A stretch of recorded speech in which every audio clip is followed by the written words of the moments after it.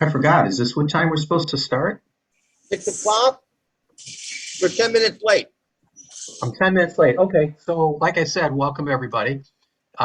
Tim, you can start your recording whenever you feel like it. By the way, everybody, this will be recorded tonight and posted on YouTube.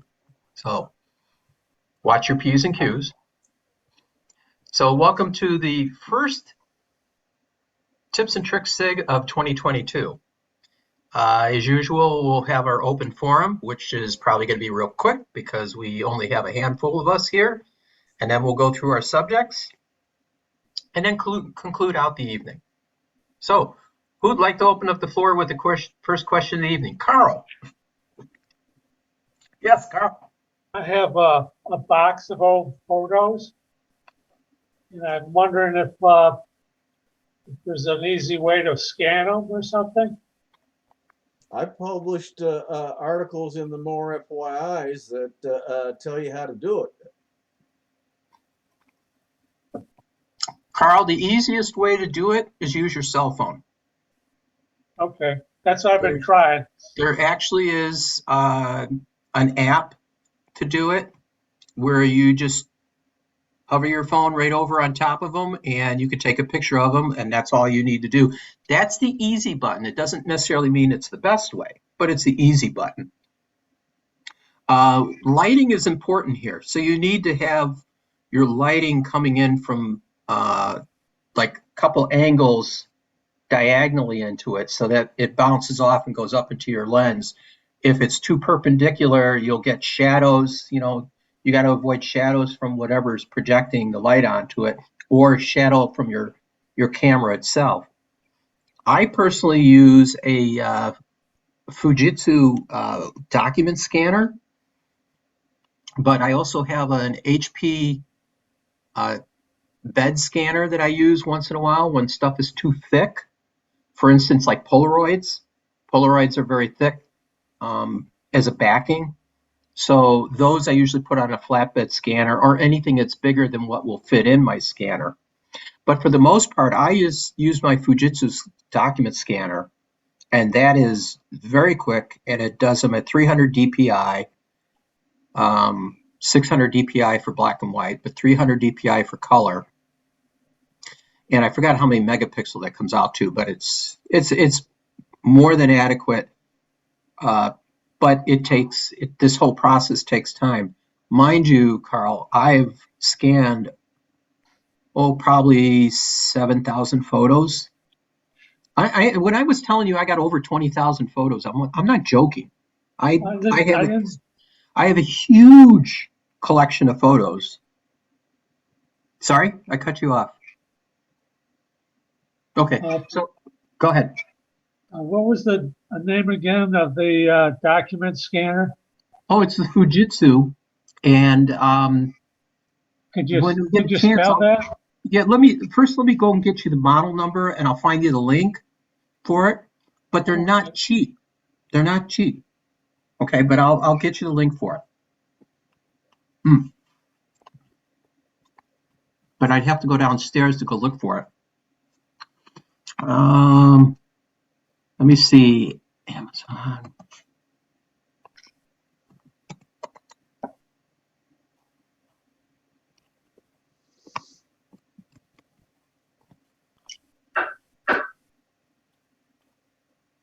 I was always afraid that when you use like the scanner from Fujitsu, that it would hurt the picture, the original picture.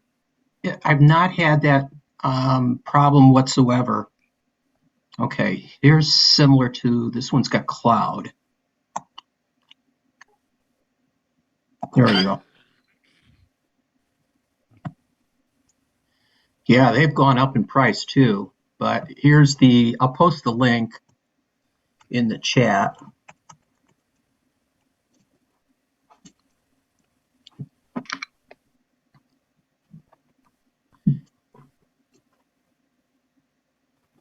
There you go. It's over $400 to buy this thing, Carl. Okay, thanks. But it works, for my purposes, it works really well. And I've Bert, I've had of all the photos, I don't think I've had any photos that got damaged going through the scanner. If anything, the photos have damaged the scanner, but not the other way around. And what would damage the scanner is because they're made with a lot of plastic and rubber parts, and you have to keep the take-up wheels clean so it grabs the stuff. But there's a protective plastic glass, if you will, that covers the LEDs, and that gets scratched up over time because of the photos dragging across it, or documents. One thing that's, because it's a document scanner, you got to remember to remove the staples on documents as they go through. Sure, yeah. And if you ever go to Walgreens and they give you your prescriptions and they put everything together and they use 1 million staples per package, it's just like staples everywhere. And you got to take them all out if you're going to scan those bills or the receipts from Walgreens.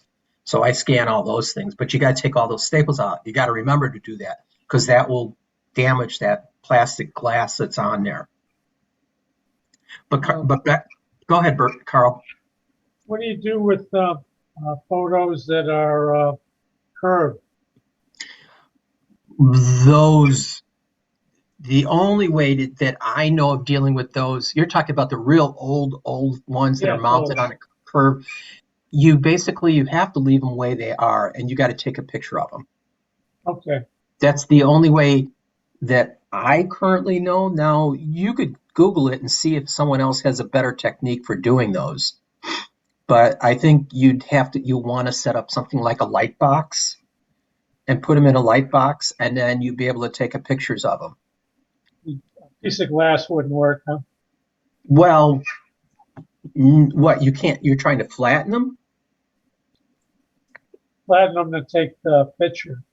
But you said are they mounted on something curved? No, they're curved because of time. Oh, because of time. Okay, well, those, if you can flatten them effectively, then you just put them into a bed scanner. Okay, thanks. Just any kind of bed scanner will work, and just put it on the highest resolution. That's also kind of key is you need to make sure when you're working with any scanner that you dig into the reference material on how to change the resolution, because by default they'll be set up for documents, which might be 150 DPI or something. But when you want to do a photo, you want it the highest resolution the device can do. In the case of the Fujitsu, you could set it up to 300/600 DPI. Or a bed scanner, you might be able to set it up to even higher, to like 1200 DPI, depending upon the unit.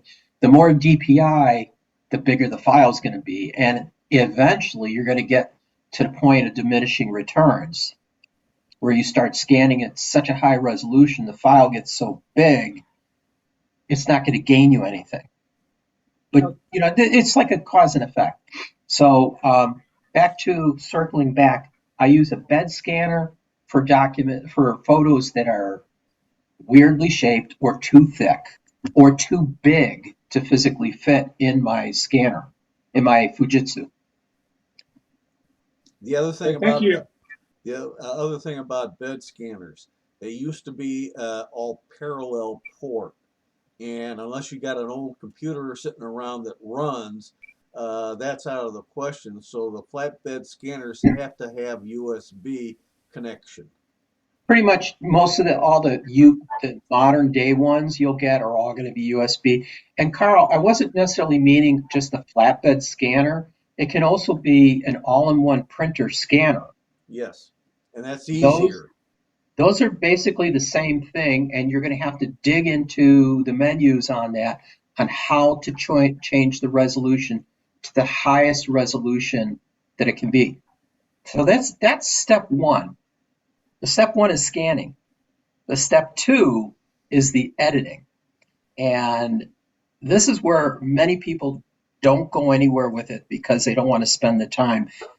But you will find if you learn how to do this using something like Photoshop Elements, which is what I use, if you go in and edit those photos, you will make them look 100 times better than the original, and you can eliminate any of the problems and a lot of the problems and flaws that you have in the photo.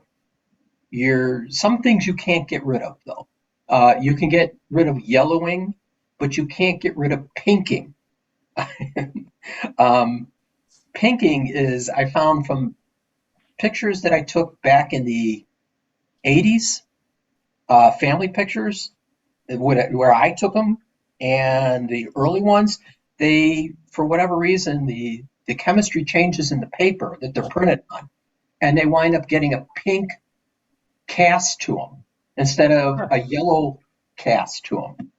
So the old ones, real old photos, you won't see that problem. But on the ones that they were doing in a more modern day, the paper that they used was not a good archival paper, and those photos had shifted, color shifted. I cannot seem to get rid of that pink,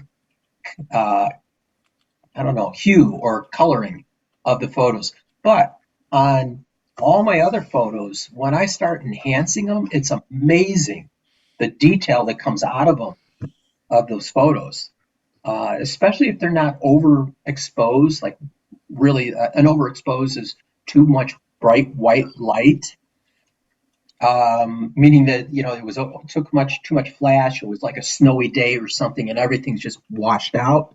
Those you can't help much, but a dark picture is actually better than a bright picture, and you'd be amazed at what can be done. I could illustrate this easily tonight. I could pull up some photos and show you what I can do. It takes me about 45 seconds per photo to clean them up. And it's without going into removing scratches or anything funky, but just cleaning them up and making them look better. Even sharpening them. You can make the picture that looked kind of fuzzy, where there wasn't a lot of detail, and you could bring out that detail in the people that are in the picture, and that's really what you want. So I could easily show that tonight if people want. I haven't done it in a little bit of a while, so it took me a bit to grasp the photos or find the photos that I want to edit, but I could easily show that tonight. But Carl, that's what I do, and I'll say that is probably the most important part, and it takes a lot of dedication to sit there and want to go through them all and edit them, but the rewards are tremendous. Great, thank you. You're welcome. Okay, that was a long dissertation.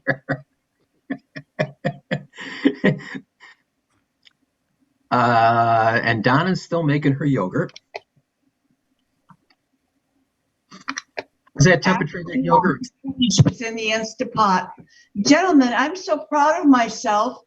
I watched a video on how to get a colored mouse on Linux. Oh.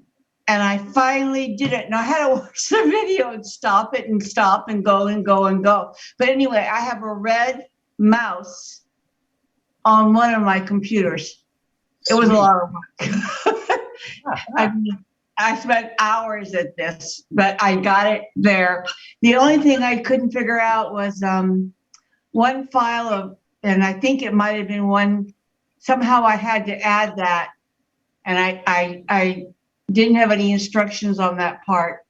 And I think that part maybe would have made it bigger, but actually a bright red browser arrow is wonderful. I mean, you can really see it no matter what's on your screen. But Tim, I could never teach it. I'll tell you, I went back to that video umpteen zillion times to get it. I mean, it wasn't easy. A lot of work. Some of this stuff is, but that's how you also learn, is through the having a problem and trying to work your way through the problem to resolve it. I have OBS Studio that I do the video recording on Linux. It took me 6 months to work out all the bugs to make it work correctly. Okay. Well, it's still a big learning experience. Anyway, Yeah. I need to take a break and work in the kitchen or something. I spent all day yesterday, not all day, but hours yesterday and got it. So I was just thrilled that it finally happened. But boy, what a nightmare to learn how to do it. And I don't know that I've learned it without watching the video and step-by-step kind of thing, but I did it. Well, Donna, first of all, congratulations on doing that. And because I use Linux in some of my groups for presentations and screen sharing, I've had to set up different, what are known as cursor themes or different icon themes in Linux. And so I'm quite familiar with the process in a couple of different distros of Linux for getting an icon set and then just choosing it from the settings. And so I've got about maybe 4, maybe 5 or 6 icon sets in Ubuntu and 3 or 4 in Linux. And one of them does include the giant red cursor. Okay. Well, I don't know what theme that is. I'll have to learn how to do a theme, I guess. You have to send me an email with that. And Well, find a video on how to do it. installing icon themes is a little more advanced. Yeah. But once I learned how to do it, I was able to go to a place called GNOME Look. And That's why I got the red browser. I mean, the red cursor. They use the word cursor, excuse me. Yeah, they have cursor themes, they have icon themes, they have all kinds of other themes. Windows also has cursors available. Right. You can put them into Windows I know. and choose a nice big red one. I've got a nice big gold one right now for my Windows. Well, the gentleman who did the video had one that twirled around and around and around, yellow. Yeah. It's like the first one on the list or something. Anyway, but that's where I had to go. And to find that address was a nightmare. I mean, there's step 1. Yeah. Anyway, so.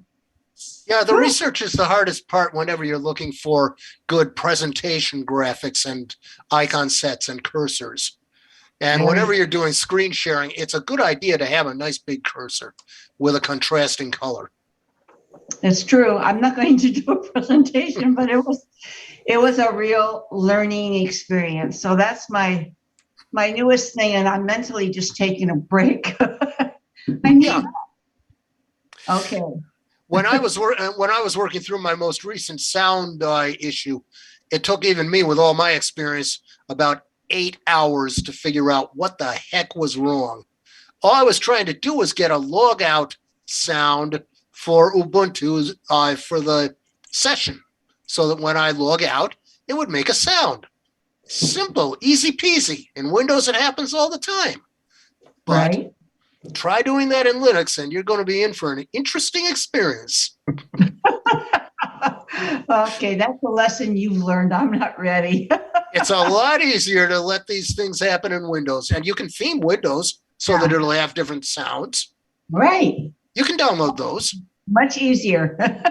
It's really true. It's fairly trivial in Windows, but Linux, it's more interesting. Okay. Well, on the Macrium side, from my Windows side, I could make a backup of that entire disk with Linux on it. And that's why when I brought my backup up here, and I went, boy, how in the world am I doing this on this machine when I don't have Macrium on it? And I thought, well, I didn't put it on the other, and on the Linux side. So Tim's suggestion that rescue disk can go from there is fabulous. That's the next. That's what I do on some of my Linuxes, but on the ones that I have multi-boot with Windows, I just do it all from Windows itself, and that's it. It's done, because Macrium's doing nothing but an entire disk image of anything that's out there. Yeah. Portable programs are very nice to have on USB flash drives, because there's any number of reasons why you might not be able to get into your account, or might not be able to get into your operating system, or in Linux, all too often, this thing called grub, which manages the boot, goes goes south for some reason, and it just won't work. And it, Well, there goes grandfather. and anyway, fortunately, it's just the half hour. And- Bob, no, you missed it. This is the Gong Show. You just got gonged off the yeah, stage. right. I know. Okay, somebody else answer the question. Okay. All right, guys. Oh, anyway, my yogurt now will stay on a low temperature overnight, and tomorrow morning I strain it over one more day in the overnight in a refrigerator, and the next day is perfect yogurt. Why do you have to strain it? Huh? Why I do have- you strain it? Wait, I'll show you. It makes it thicker. The Greek style is much thicker. Can you see? Yeah, I guess. Oh, yeah, you can. Okay. It looks like a big white tub with something in the middle. Yeah, I have the strainer. So all the whey, which is all the Liquid. I want to say not calories, but it's all the it is the calories out of it It's all the good stuff. down here, and so your Greek yogurt sits up here on top. So this mesh comes out. Anyway, it works. So you How have do to you have, call that thing? a thermometer to do it, but it works. So what's the thermometer for? I have to know the temperature of the What milk to What get it up temperature's to gotta be? 195. Then I have to cool it down to 95 to put the starter in, which is active yogurt. And now I put it in the Instapot again, and it sits overnight on a low temp and makes yogurt. So bringing it to 195 just kills off anything that's in there, right? Bacteria, right? It kills anything that's in there. And then once you make this first batch, do you have to retain some to be your starter in the next one? Yes, and you can put it, I've got a big ice cube tray that holds 2 tablespoons, and I freeze it. So if I want to update, I'll go buy Oki, or there's another brand that's all natural with no extra stuff. And I'll buy a non-flavored yogurt, but a really good one that doesn't have all kinds of junk added to it. And put it in the little container for ice cubes and freeze it. And then I always have it in the freezer, and when we run out, I make more. How many cubes do you need to put in to make a batch? 2 tablespoons. That's it? That's it. Wow. Gallon. It works out really easy. It's not Nancy's. I'm trying to think of the other brand that's so good in yogurt. Anyway, it's a really good brand without all kinds of junk added. So you need to read the label. Chobani? They could make one without all this stuff, but a lot of theirs are flavored. You want just plain yogurt. It doesn't have to be Greek, just plain yogurt for the starter. Okay. All right. Now we know how to make yogurt. So my question is next is, Donna, how do you make non-dairy yogurt? Almond milk, but you have to bake your own almond milk because it has all the almond milk in a container. It's got junk in it, emulsifiers and whatever, and it won't work. Oh, okay. So you can make cashew yogurt, almond yogurt, but you have to make your own milk. So soak your nuts and then grind them up and put them in a mesh bag, real small mesh, and squeeze out all the milk. It's a long process. A long process. Yeah. But Okay. the ones in the store all add junk. They'll add emulsifiers and all this other stuff. You can't make it with that. Sure. Okay. Okay. Next question, new direction? Pete? Total new direction. This is on Zoom. I tried to connect through the Zoom desktop and it asked me for a password using the link. So I just went back to the link and connected direct and it went straight in. That's the way you should be doing it. Otherwise, the password is embedded in that link. Okay. Okay, and that's why you didn't get that question before. And you know, it's just the nuance. I don't send out an email that has the password separately, assuming most everyone except for Pete is going to click on the link to No, get it. I opened up the application. Me too, and I was asked for a password. Okay, Same thing. So then I logged back out and tried again. But All I you have thought to do, the same thing. all you have to do is look in the link. There's the letters P, W, D, and equals.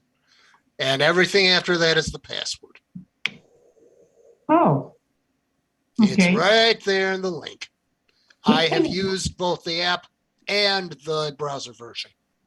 And in the browser version, you just take the whole link. But in the app version, you have to put in the password separately. Okay. And that's how you extract the password. It may be that it's wrapping and you're not picking up the wrapping, which includes the password. Well, the app behaves differently. That's all. right. Well, I'm looking at the document that we sent. And so the password's like on the second line. Oh, Right, it so got if it wrapped didn't wrap, around. if it didn't include the wrap, It then was too that's big of why a, it asked. it was too Could big be. of a font size that I used on that. It really doesn't seem to matter. If I click on the link in the email and open the link, it'll open it as a normal link and Good. get into Zoom. Okay. So font size doesn't seem to matter that much. Tony, welcome. Thank you, gentlemen. You Thanks for finally your woke up, patience. huh? Tony, No, we're I in had- open. I Go had to ahead. take my granddaughter out for some little errand, so I got stuck with the assignment, so I had to gladly, like a Boy Scout, accept it. Hey, you did the right Oh, thing. Granddaughter first, yes, sir. Second, CCS last. yeah, Granddaughter first, wife second, CCS last. yeah. We're in open forum right now, Tony. Do you have Go any ahead. questions you'd like to present to the group? Not at the present time. Nothing to write home about. Everything seems to be hunky dory. I mean, copacetic. Okay. So, since Carl brought up photos, I'm going to go ahead and show you real quickly, Carl, how good it is, how easy it is to edit photos. Okay, so I'm going to share my desktop here, and this is using Photoshop Elements 2022, which I just installed like last week. And you see this picture here. You see the quality. Everyone can see this picture? Yep. Yeah. Okay. All right. You see how kind of muted the picture is? It's kind of overcast. Yeah. So I'm going to do a couple quick fingers. I am going to do what they call a smart fix. Okay. Smart fix. That's a smart fix. Doesn't that look better already? Yep. Mhm. Yeah. All right. Next thing I'm going to do, and these are just quick keystrokes here. Next thing I'm going to do is a white balance adjustment. Look at that. Wow. And then I am going to do, now this one I have to go up to the top. And I could have showed you all these by doing these drop-down menus. And then I'm going to do a shake reduction. And let's see what that does. I don't know on this photo how well it's going to do. And if you noticed, I'll pick it off. Look at the detail on people's faces. Here, I can blow them up probably. All right. Wow. I'm going to redo this. You see that? Maybe I'll undo it. Just watch it, the details like around the eyes. Look at this woman's eyes right here. Oop, all right. Yeah.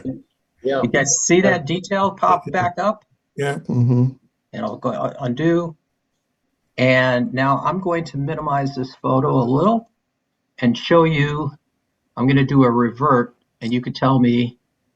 Revert takes it back to the original state. Wow. Big difference, isn't it? Yeah. Look at that. Wow. That's what I was trying to tell you, Carl, and to everybody in the group is scanning is only part of it. It's the editing that really makes it the best. This picture now looks equal to what it was when it was first taken. Now, can you put somebody else in the picture? You mean besides me? There's me. No, I meant, composite pictures where you bring people who aren't really there together. Honestly, Bert, that's not my forte. Yes, you can, and this program will let you take out the backgrounds and put other people in there. If I want to put all kinds of funky things in there, you can. But that's not what I'm looking to do.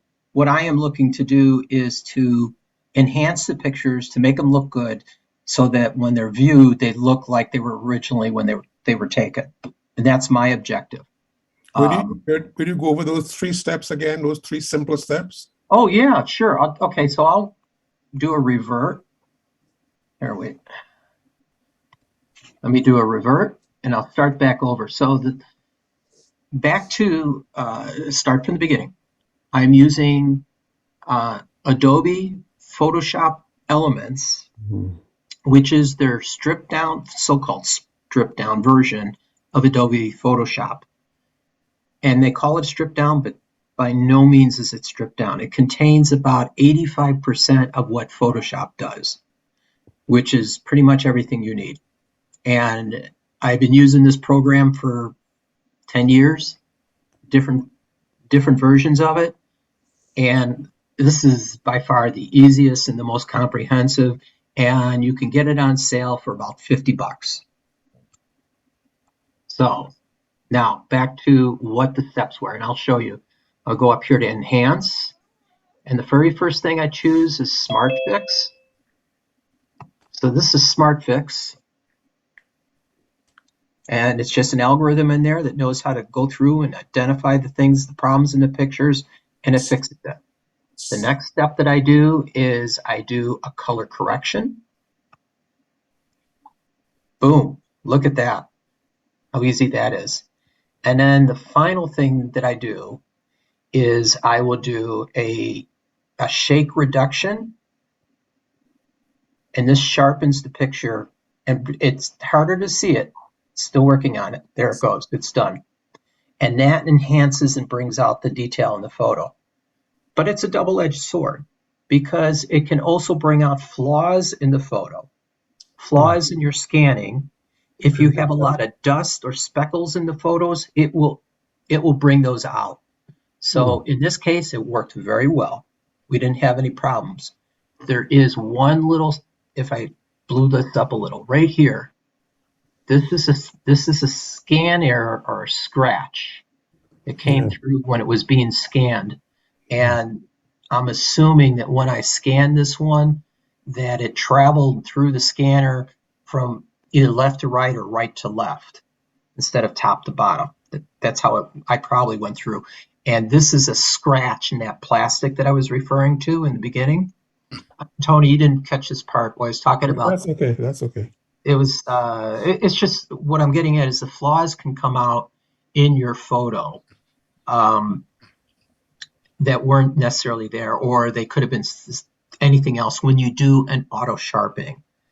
So if that is the case and you get too many flaws, then you just do a different step, and that would be instead of shake reduction, I do a sharpen, and it doesn't sharpen it as much. But another step that I do is on the outdoor pictures. I don't do this on indoor pictures.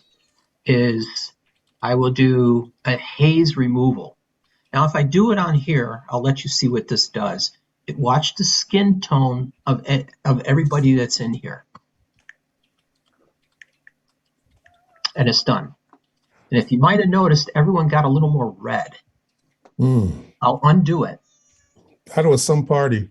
Yeah, very it's slight. on here it's kind of subtle. Yeah, but very slight. It can make people look more red or pink than they normally are. So that's not necessarily good. So let's try another photo. I'll open another one up. I'll see if I can get an outdoor photo. No, it won't be in this folder. Let me take up a different one.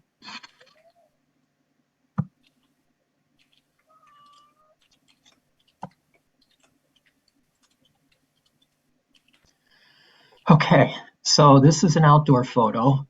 And again, I will do a smart balance. It kind of actually darkened this one up.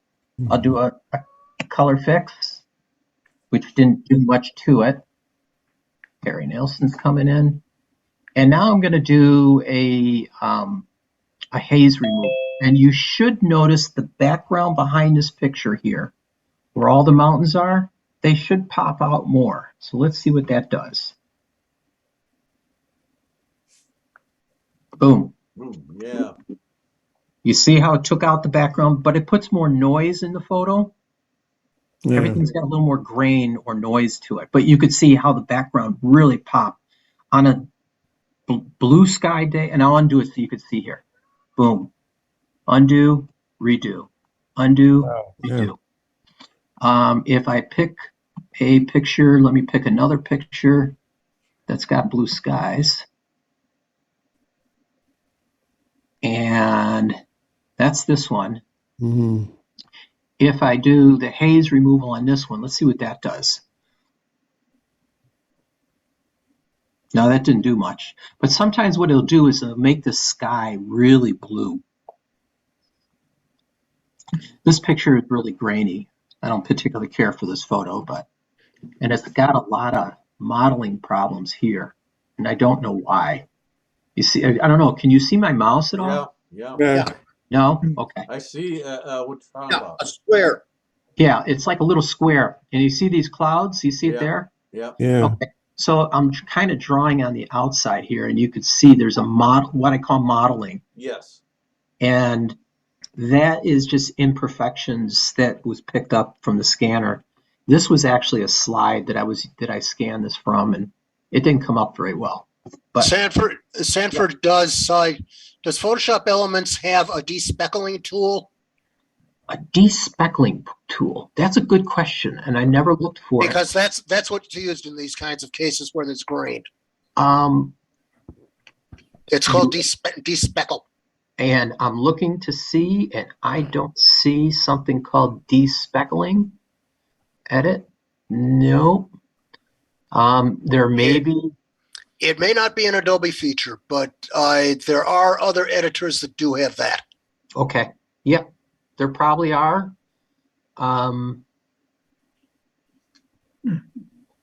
Okay. So I honestly, I don't have that, and I know what you're getting. Okay. It's like a grain removal is what you got. Yeah, that's what it can do. And let me see if I can find it somewhere.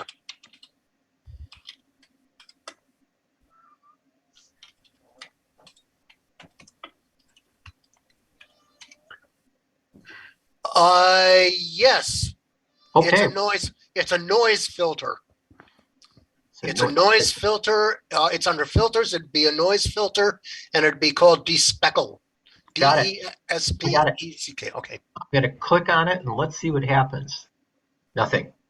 It was So it doesn't do I that. didn't see it do anything.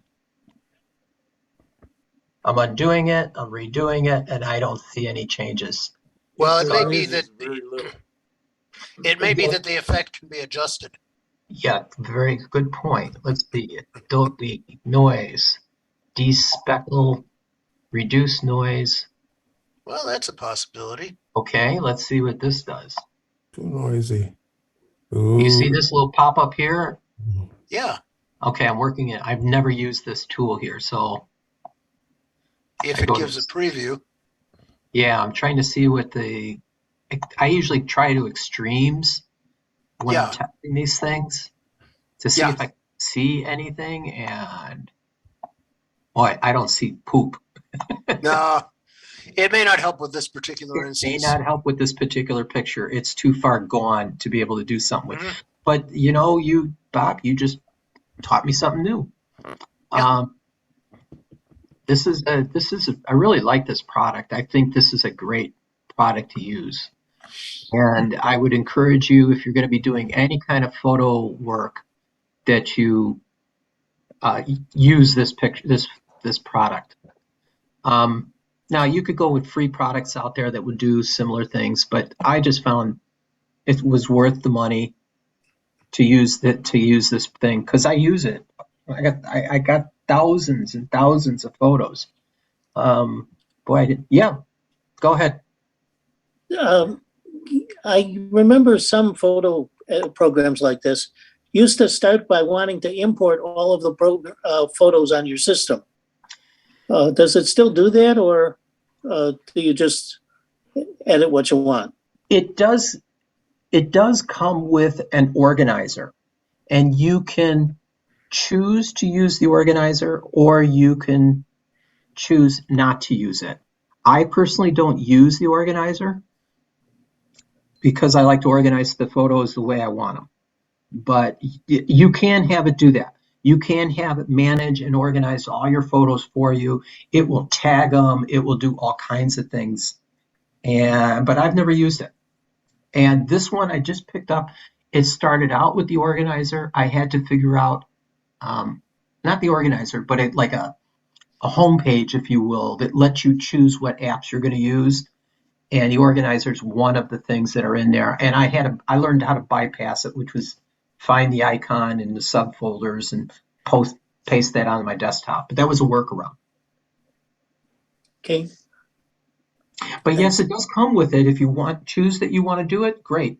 The early days of Photoshop and Elements, they insisted on using their organizer. They had a lot of backlash. A lot of people didn't like it, so they stopped doing that and stopped making it mandatory. Good. Pete. Now that we've gone down the rabbit hole of photography, digital rights, there's a new schema out there where you can tag your photos and sell them, and you keep them. The NFTs, you mean? What? Yeah, NFT? NFTs. Okay. How do you do that? Anyone? Well, one thing, one part of the Pete, process. I'm thinking this is a presentation next month, Pete. Yeah, really. Because no one here knows how to do NFTs. Bob? One part of the process is you have to create a blockchain transaction so that it is unique. And that blockchain transaction then generates a token. And that token is the actual NFT. Do you have to use Bitcoin to do the transaction? No. You don't have to, but many people do. Bitcoin would be used to purchase as the money part of it. Yeah. But you don't use Bitcoin at all for this NFTs. It's the other one that's out there. It's not a coin. It's a transaction based, and I forgot it's a two-step process. Anyone know? Blockchain is the transaction basis. It's the backing behind the cryptocurrencies. Okay, but it's blockchain. Go ahead. Yeah, blockchain is involved in it. There may be some kind of a wrapper around it. NFT. We can simply look up how to create an NFT. NFT and blockchain. And what do they call that?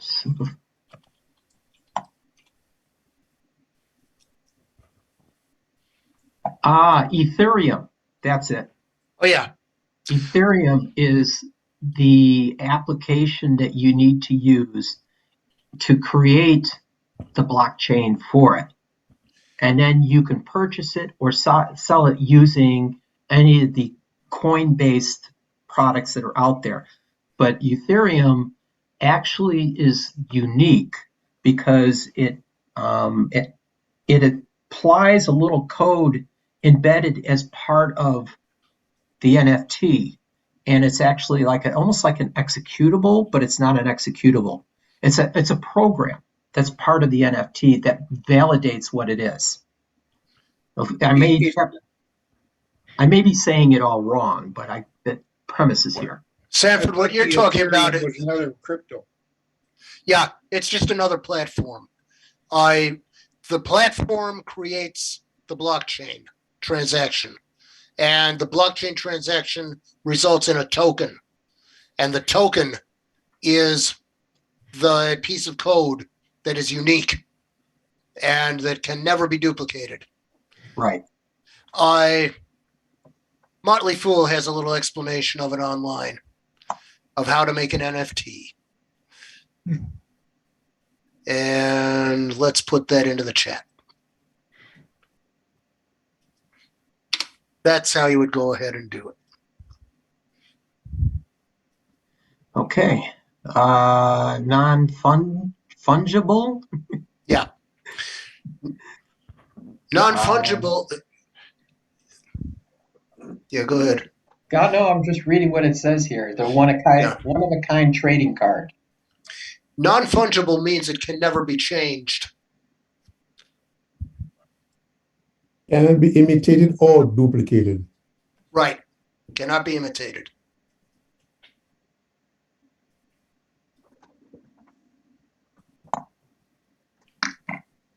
Okay, well, this sounds exciting. The reason I'm asking this is because with the photos conversation, I've got a photo book that my father's mother created for him Easy now. while he was in the Army. And it's his entire World War II career until he got captured at Stalingrad.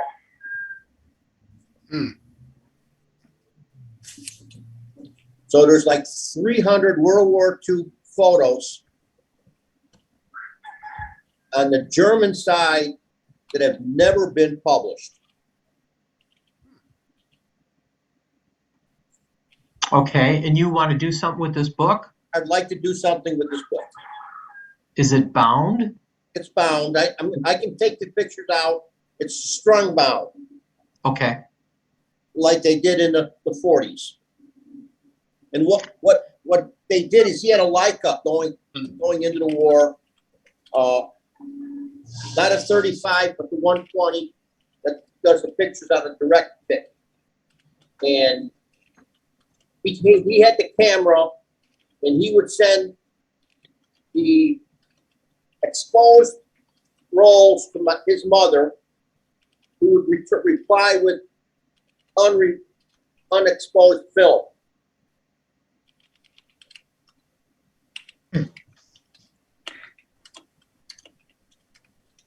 So one is my rest of the family wants copies of this, and I can do that.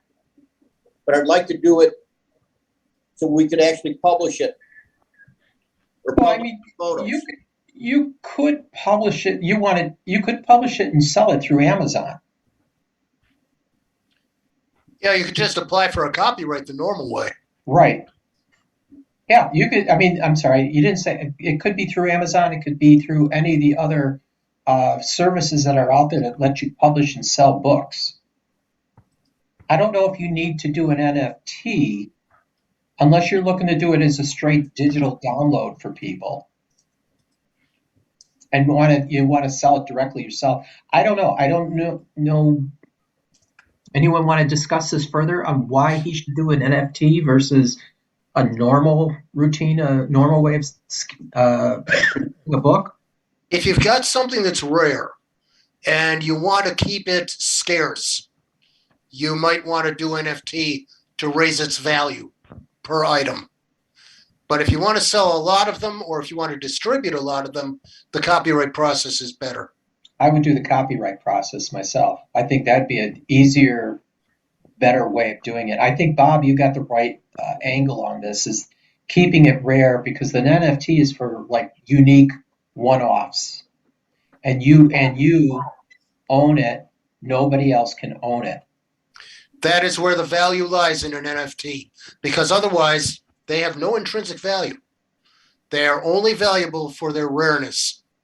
So I saw that there's somebody starting to do NFT for buying a house.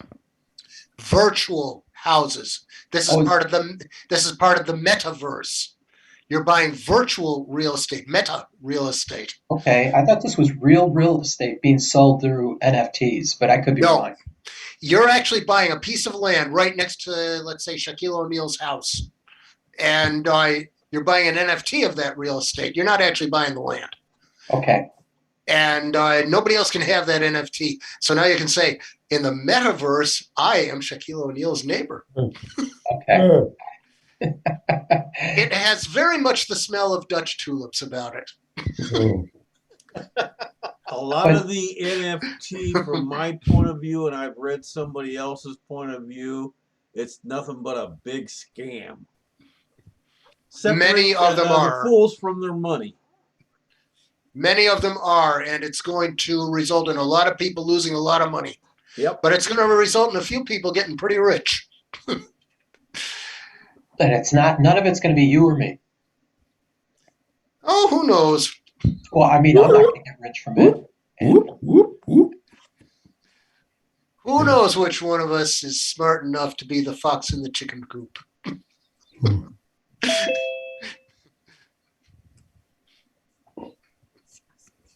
Okay, that was a good question, Pete. Did we help you at all? Yeah, So which route were you going to go with this? I might look into self-publishing it. Self-publishing it? And there, like I said, there are companies out there that will help you publish your book and let you sell it, and you could sell it right through Amazon if you wanted to. Copywriting is probably the first thing you should or could do. Should do. And that's real simple to do. Just, almost as easy as putting a copyright symbol and the date on there.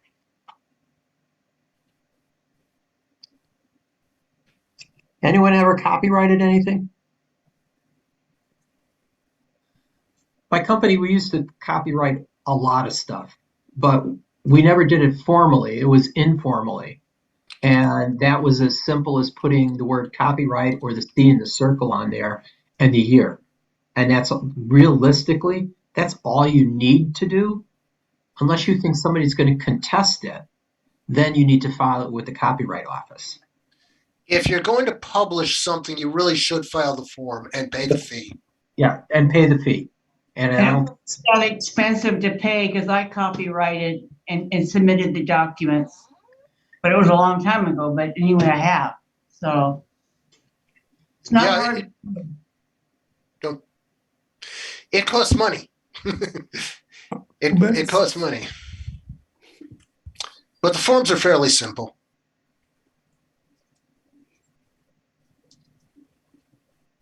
Okay, let's see. Oh, $45 to copyright a book. Yeah. At least according to Mr. Google. And then you have to publish a certain number of copies for the copyright to be enforceable. You have to sell a certain number of copies. Then it becomes enforceable.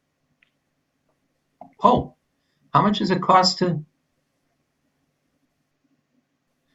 The copyright itself does not cost anything. It's automatic. You're supposed to send a copy of the book to the Copyright Office, though. Mm-hmm. Failing to do so doesn't invalidate the copyright, so there's no rush. It can also go by media or mail, and just registering the copyright costs $55 according to this article, yeah. And I don't know when it was written. So there again, it's free to do this, but there is a fee if you're going to do a book. But there's you could go ahead and make the copies and start sending them out there, but put that copyright symbol on there, and that covers you. And then if you feel you need to file the copyright, just go ahead and do the paperwork and send in a copy of it to the Copyright Office. Yeah, if you want to take somebody to court for violating your copyright, it should be registered. Right. And if you think you may run into that, for sure.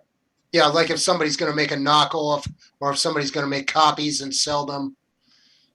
Or even a TV station taking pictures of your book and showing it from, if they don't do it far enough away, them showing the book, that can be copyright infringement right there.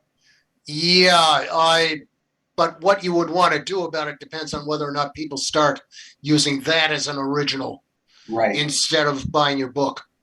Right. Because what you really want to do is wait until you have damages to prove. If you have a copyright, when you file it, is there a comparison done to see if somebody else already has copyrighted something similar, like they do with patents? That's the Copyright Office's job. Yeah. I think A very time-consuming process to get the official okay then. I presume that's what their job is to do. That's what I think. In today's world, I think that process just got stretched a little bit. Yeah, well, musicians have sued each other left and right over allegedly similar songs. Right. And that's what you run into.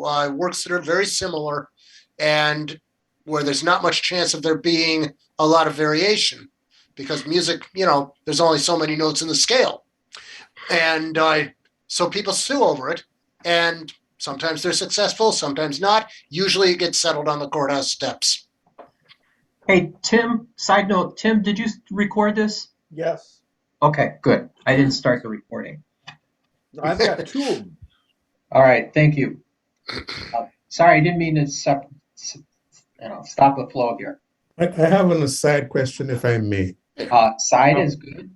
I've observed in the recent days where I'll go look up some fact or tidbit about an individual normally, and sometimes I'll try to copy a part of the whole information system, parts of the information, the story, and try to save it into wherever. And some of them says do not copy. You cannot copy and paste it. What is creating that barrier? You're saying the application is preventing you from doing it? Well, I don't know. It's not the application because the application works all the time, save for some examples. I don't want to call any names or anything, but if I go look up my name, you can just copy and paste, and you can paste it wherever you want in a file if you so desire. But if, however, you get some people, and I don't want to look at any names Make now, something fake. Give us a fake information. ABC. Harry Tesla. Okay. And you have his Wikipedia, everything on him, and wife, married, date of birth, etc., history, etc. And then I want to just copy out a certain part of that section. What I do is highlight it, copy and paste.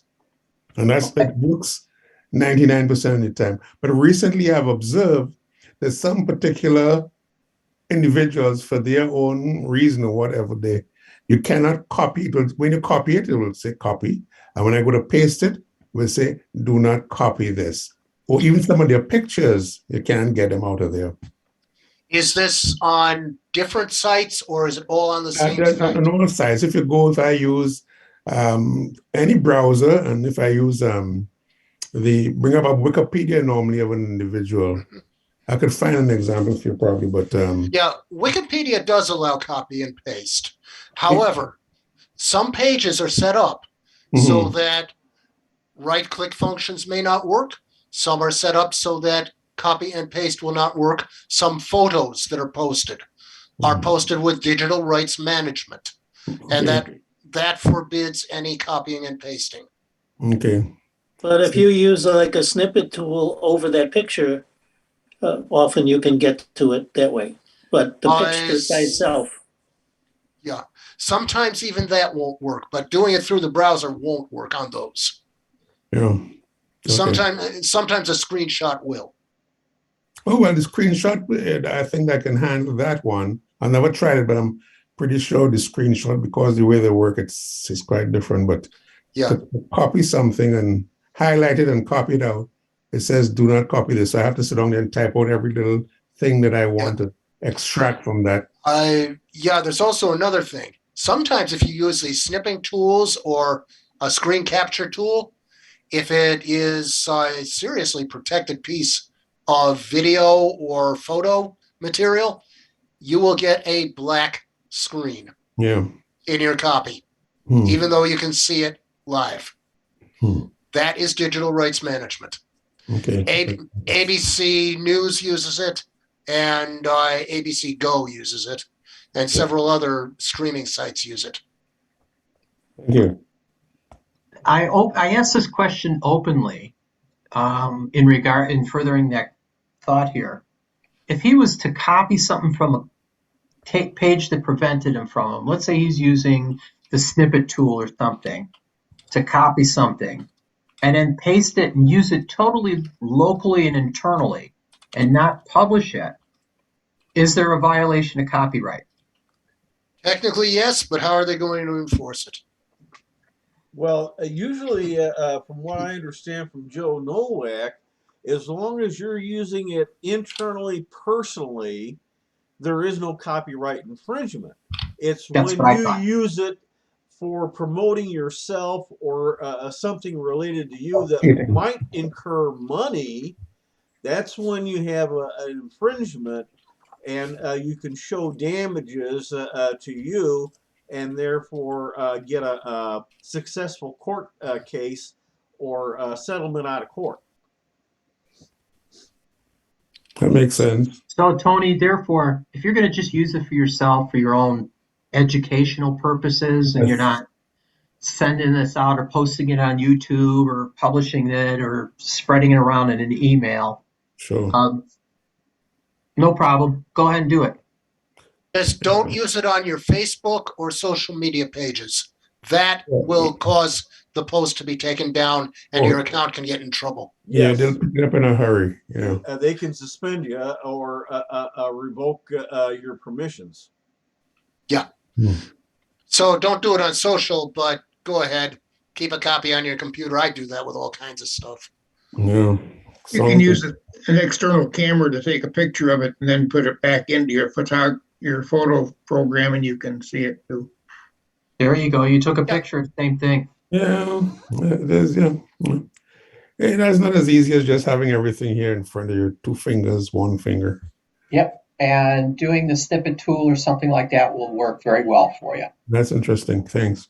Yeah, Okay. like I say, there are some sites where the snippet tool won't work.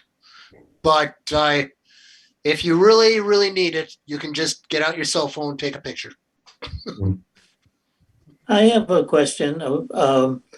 In looking at images, sometimes it says they're Creative Commons images. So what's the story about what you can do and what you can't do with those? Ooh, look up the license. I'm not sure. What do you call it? Creative Commons? Creative Yeah. Commons. That's the open source licensing scheme, and there's like 5 or 6 different versions of it. And on software, you can use and edit and stuff like that. On text, or like you create it with LibreOffice, which is a Creative Commons platform. The author on some of them is given full rights to the content that they create on the platform, but not the platform itself. Well, for instance, when I use Word and I go to insert photo online, it has a whole bunch of stuff like birthday cakes. And if I want to send a picture, one of those pictures for my grandson, then, it has the picture and then it has another link around it for Creative Commons. If I take the picture and duplicate it separately and then just use that, am I doing the wrong thing? You are doing the wrong thing, because otherwise you've got to be able to prove that you own the picture. Well, I'm just sending it to my grandson, but Doesn't matter. If it's got the shield around it that is Creative Commons, that gives you the right to use it for your personal use and for on some of them for some commercial use. Then that's the variations in the license. But by personal use, I have to keep that message on there. Personal keep means the you Probably and the yourself. metadata. Personal would be you and yourself. Does not mean you and your family. Close to your vest, sir. And now you can show it to that person. If they're in your household, I guess you could give it to them, but don't electronically transmit it. Okay. That's the way I would see it. So, so most of the, if you're looking at images that are for, let's say I do this sometimes, and I have an image repository that I pay for to get certain images for certain things for work. Those, I have a license to actually publish and sell the products that I make off of those images. Mm-hmm. If I take a non-licensed image that I download off the internet, and somebody's actually got that in copyright somewhere, they can come back and sue me because I haven't paid them for the rights to use that. Now, Creative Commons gets around that because some images are just not worth any money. So the author of the image will put a Creative Commons on it saying it's open for use for everybody for anything. Or it's open for use but not for commercial uses. So if you're doing it non-commercial, in other words, you're not taking any money for this, like a birthday card for your daughter or granddaughter, you can do that. You can transport it, you can attach it to an email, you can do all sorts of things. As long as you're not selling it. As long as you don't take that card and put it on Pinterest and try to sell it to the world. You're not making any money off of it. You're not making any money off of it. Creative Commons typically covers you for that on any of their licenses. Okay, that's good to know. Okay. It's amazing the things we talk about in this group. Yes. Oh, yes, yes, yes. We go off on some wild tangents. And in chat, I've got references to Creative Commons licenses if you want to learn more, and fair use doctrine.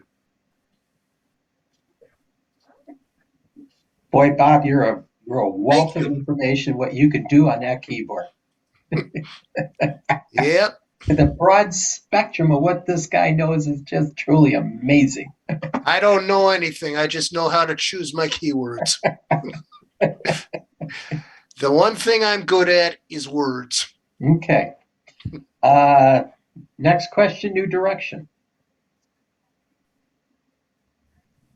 Okay. None? We have some last minute people that came in. What's your background picture today? My background picture behind me? Yeah. This is a drone shot that I took up at a lake outside of Rochester, Minnesota. It's a campground called Chester Woods Campground. Was probably one of the nicer campgrounds I've been to. Just cute, gorgeous place, meticulously clean and maintained.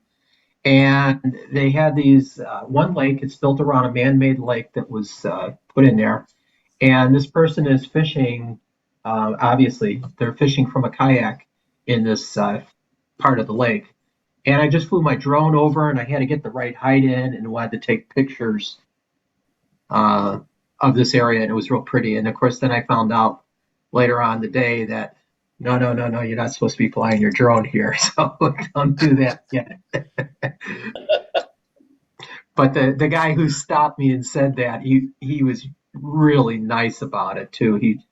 He came up to me and another guy that had a drone, and we were talking drones, and we talked like 10 minutes. And at the end of the conversation, after we're done talking, he says, "Oh, by the way, you can't fly your drones here, so don't do it." So I don't want to have to take them. He was just a campground host, but How would you know you can? How would you know you can't fly a drone somewhere? Is there a sign in the sky saying no flying overhead? Well, this was this particular place is a Private. county. I'm sorry, it's a county park. Mm-hmm. They set their own rules within that jurisdiction, which they can do.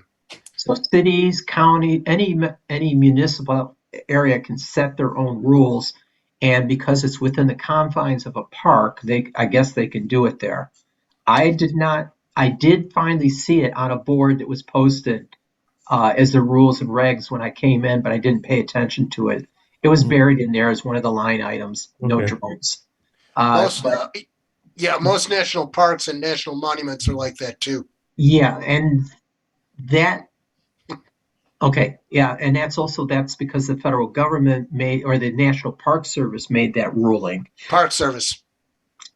However, they're caught, and I don't want to go down that rabbit hole with them, but they're caught in a catch-22 because now the rules have kind of changed, and they will allow you under certain conditions to allow you to fly in those places. Yeah. However, what you can do in a national park is, or I don't know about national monuments, but national monuments, same thing. If you take off from outside the park, from like a city street or something like that, if there's no rules that prohibit you from taking off and landing at that location, you can take off from there, fly in and over and around the park, and then come back. You're not violating any laws because unless you violate the FAA laws that have to do with height limitations or distance and line of sight. Now, those are your other rules you have to follow. You always have to follow the FAA laws or FAA rules. They're not laws, they're rules. Yeah. So you always have to be in line of sight, meaning visual line of sight, and you cannot fly any more than 400 feet above ground level from where you took off. So, if you take off from the top of a building, it's 400 feet from the top of that building, not to street level. So that's kind of like, those are the things that can get you and not get you. But anyways, Pete, that's a drone shot. I love it. It's a beautiful picture. Isn't it a gorgeous picture? Yep. Yeah, and I really like this park. I would easily go back there, hands down. It was like $20 a day to stay there, hot showers, electricity, and I was maybe 10 minutes from downtown Rochester. Out there but not out there. So can you suspend a camera on a helium balloon? It can be done. It can be done, and it has been done. Yeah, in the early days, I guess you could take a GoPro and put it on there. Pete, you are not covered by the FAA rules for a drone. Right. You could do a helium balloon is totally different. Fishing rod. Yeah.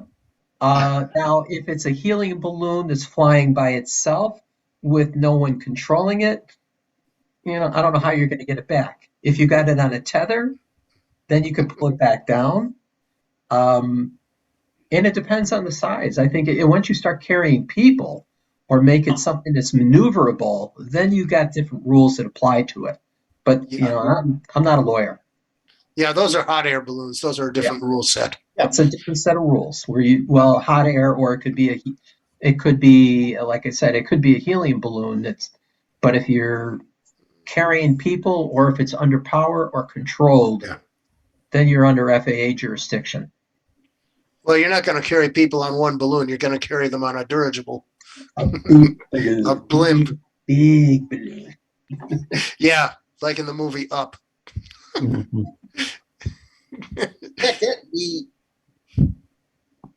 I believe that the big balloon festival is this week in Arizona. Oh, really? Yeah.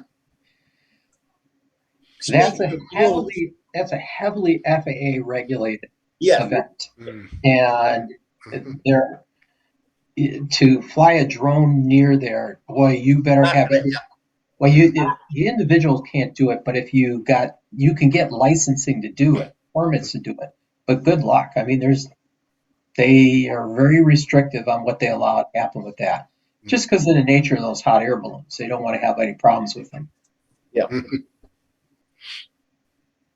And a hot air balloon cannot control its directions as easily as a drone can. Mm. All right. Any other questions on this? No. Okay. I did have somebody else wanted me to mention, and I'll send out this link. Those may or may not know, but this weekend, I think it's the 9th through the 12th, 9th through the 13th is Fermi Lab's virtual open house.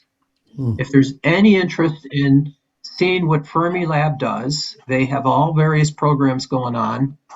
Fermi Lab is our national accelerator. Yeah. It just happens to be in the same town that I live in, Batavia, Illinois.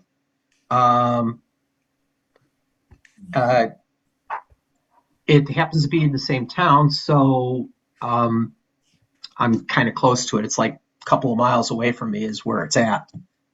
I think a mile away. They have a lot of cool things that are going on, a lot of neat experiments. I recommend you check this out. Maybe sign up for something. It's nice that it's a virtual thing, so you'll be able to see the place without actually going in there. Oh. I did see something recently that they are going to have most of it's going to be open again. That you can go actually make appointments and go in there.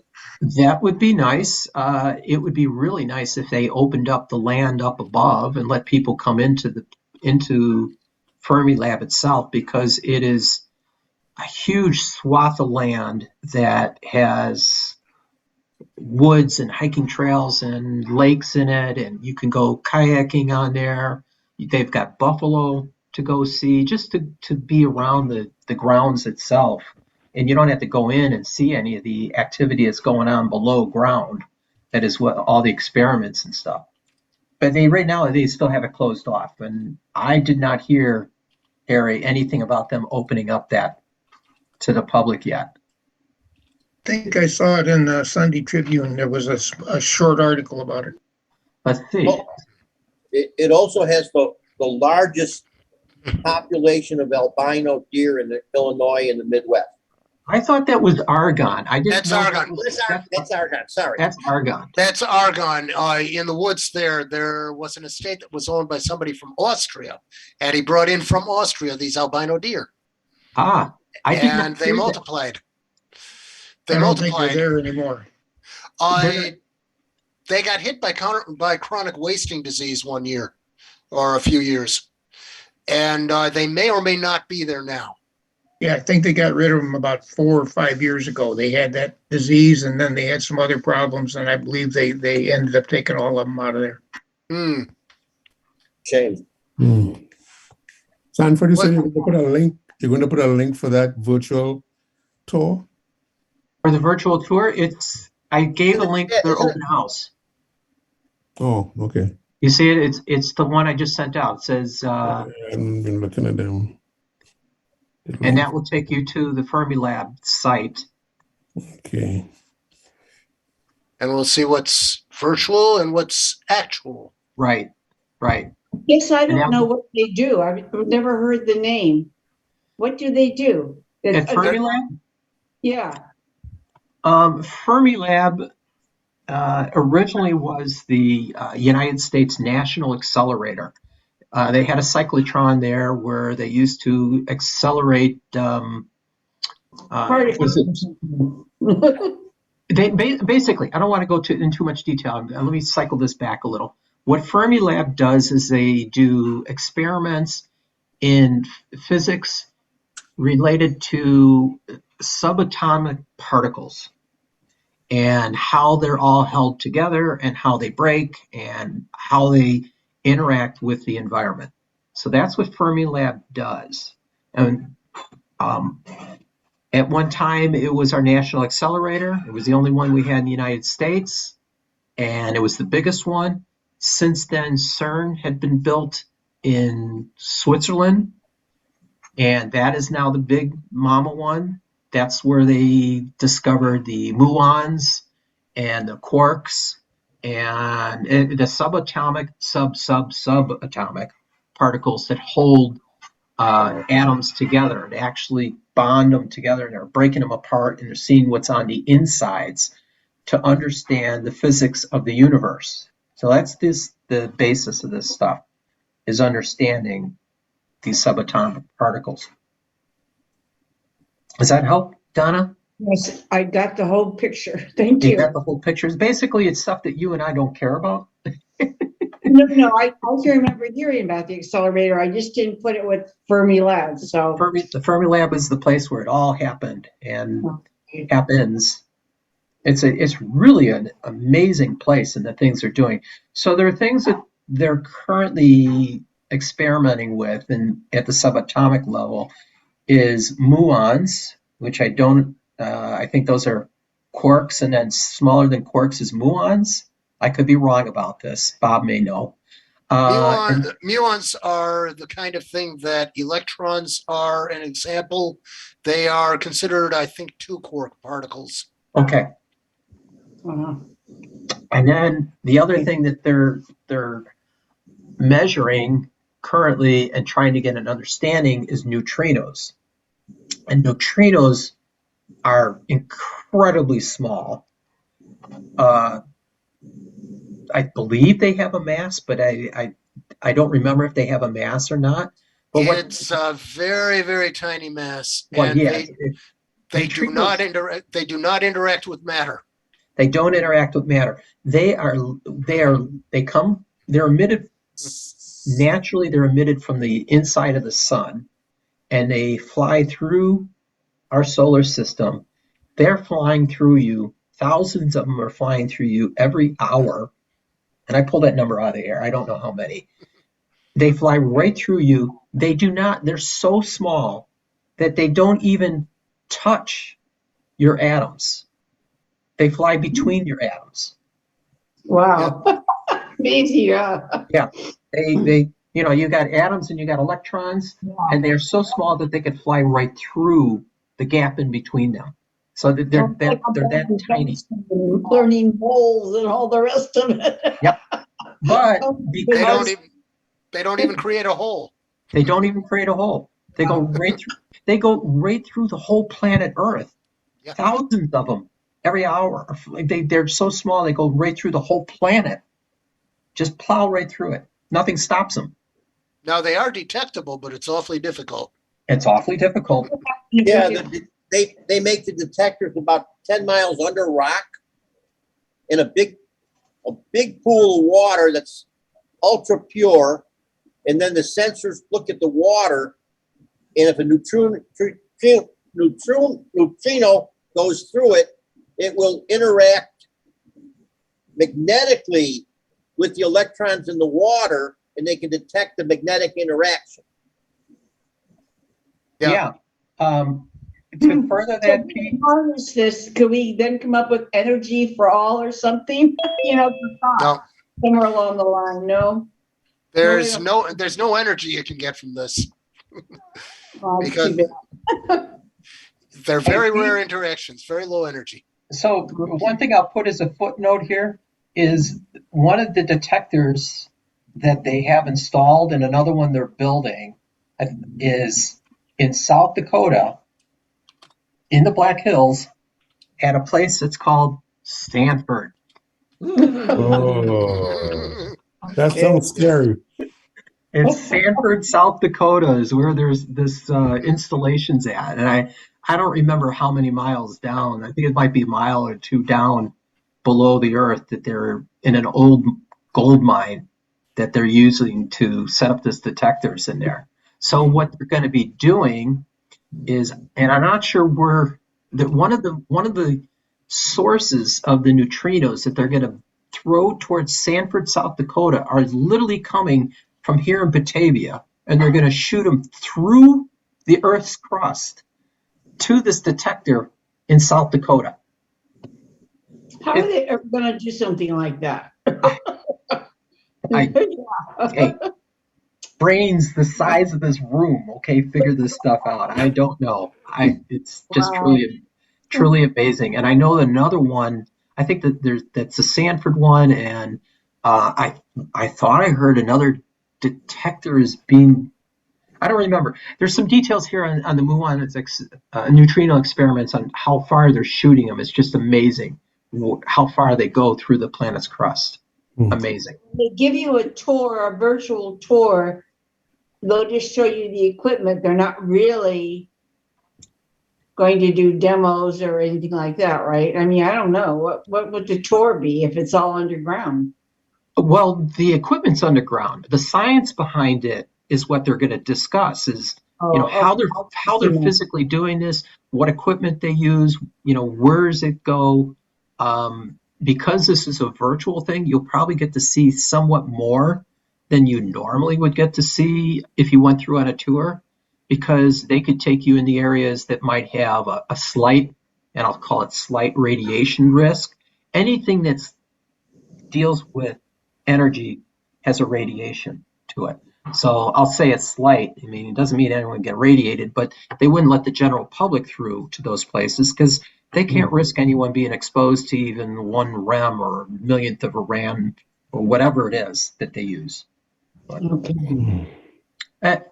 it's a good thing to go and check out all the different things that they have going on there. What time and what day? It's on that. Follow the link and that I sent there, and you can get all the information on that site, I think. There's an event schedule. You have to register for these events. And let's see, register for events. Virtual open house registration, it's required.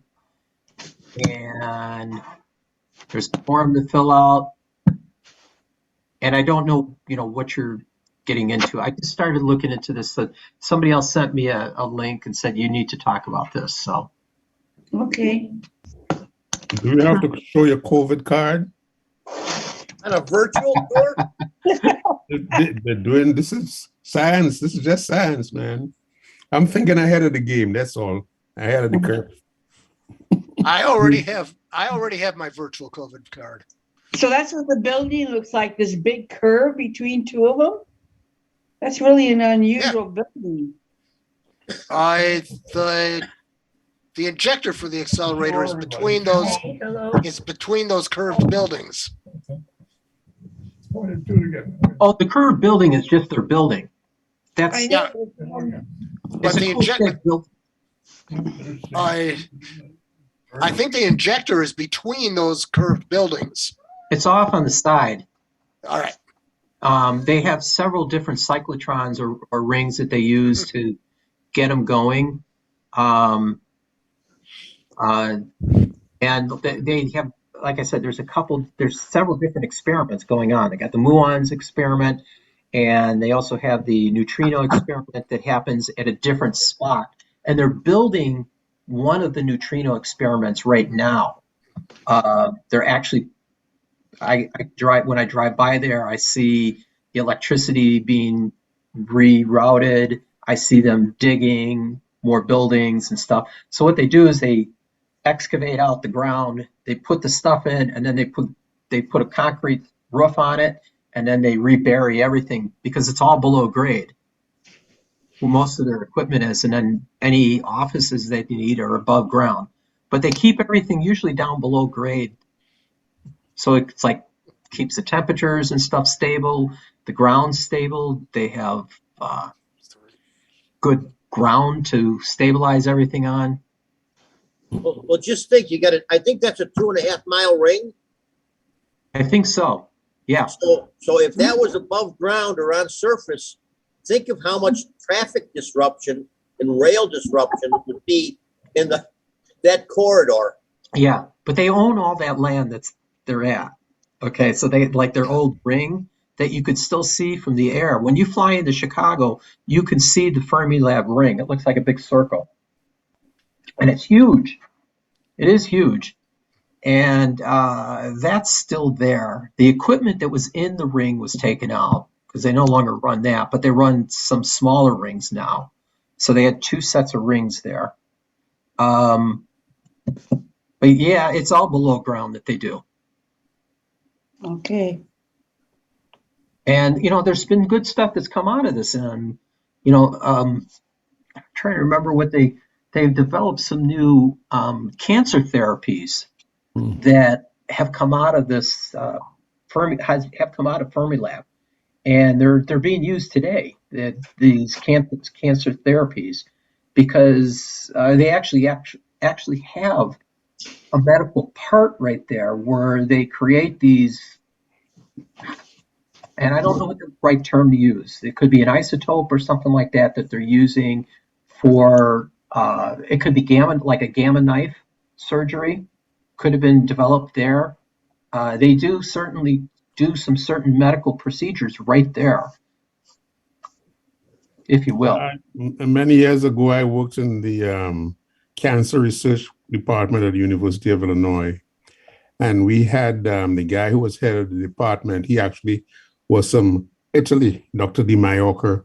And he had contact with those folks at Fermilab, and sometimes they'll bring in some isotopes and some other things for us to set up for them and all that. But it used to be a fun thing. But he left and he went to Rush Press and Lux, but he's no longer with us. Okay, so they had a linear accelerator that they use, which means it's a straight line shot, and that uses high particle physics and neutron radiation therapy for cancer treatment. Oh, excuse me. While there's a lull in the hubbub there, may I ask a question? Unsophisticated, I came in late. In front of my screen here, it says new, introducing Zoom apps. Discover and add apps to enhance your Zoom experience. Do you all see that? I saw it when I first started Zoom, the same thing. Okay. Anyone check out what those apps are? Well, you have to sign in with a Zoom account. Well, I have a Zoom account signed in. I mean, yes. So? I mean, that's how I have the Zoom.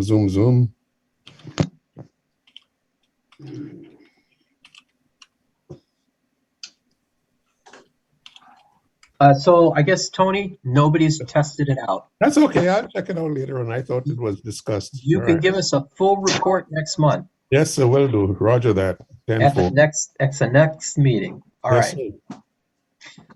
I'm going to circle back to those white deer, the albino deer at Argonne.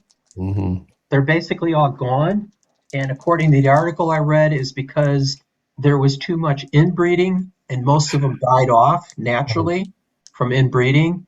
And in 2016, the last one was sighted and it was a doe, and that finally passed, and that was it. That's according to the web. That's the story they're telling. Yes, you're sticking to it. Yeah, that's like Pete says, that's the one they're telling us. Who knows? But I will say white-tailed deer are very hard to find, and they're protected. And as a deer hunter, you don't want to even shoot. Don't even go down that road or look. If you see one, and you just smile and wave at it and say goodbye. You go that way. You see an albino deer or a deer with spots, you don't shoot. Absolutely correct. And I've seen many with spots that have just been like feet away from me, and I can almost push them over and say, come on, girls, get out of here, go somewhere else. Bring over the big boys. Albino ones, I've never had, in all my years, I've never had the privilege of seeing one while hunting, but I did see them down in Argonne, and they are pretty cool to see. Kind of like those little mini deer that you see down in Florida or on the East Coast. The ones the size of a dog. The temple deer. Yes. So there is in Ridgefield, Illinois, there's a park that one of the owners around it at one time purchased and brought in about a dozen temple deer for his estate.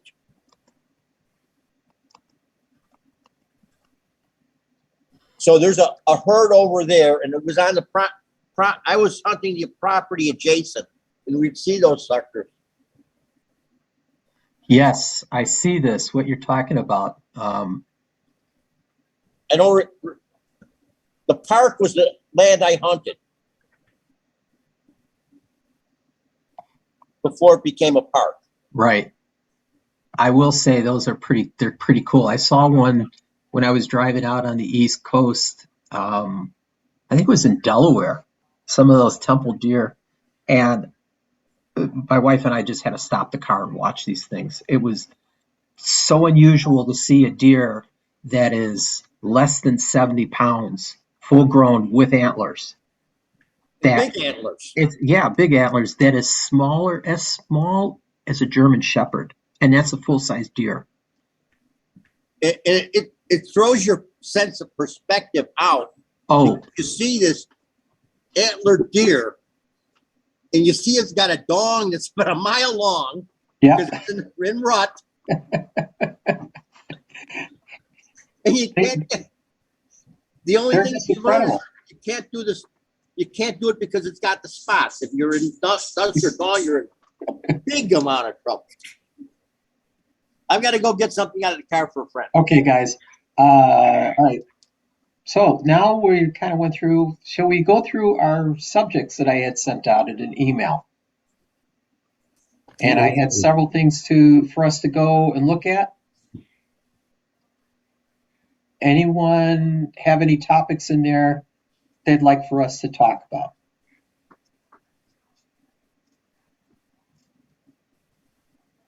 Do I need to repost this in the group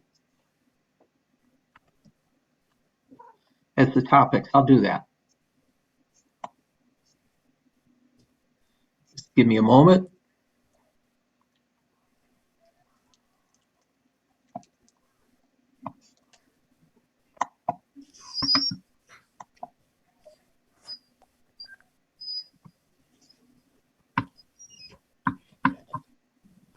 Let's see if I can do this here. No. Is that it? Yeah.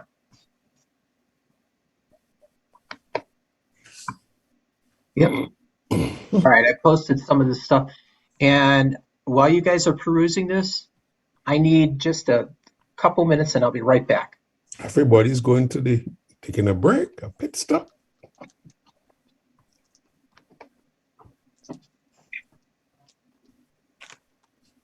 I thought that was for next week. The flash drive.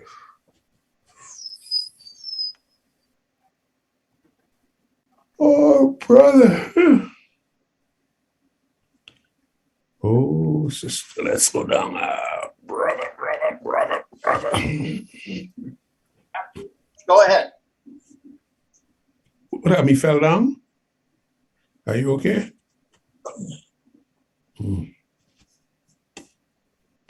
Mm-hmm.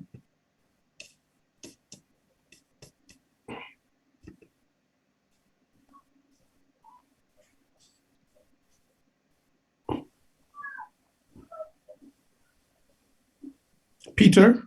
Yeah. Where did you say those deer were and where in Illinois? Is it Richmond, Illinois?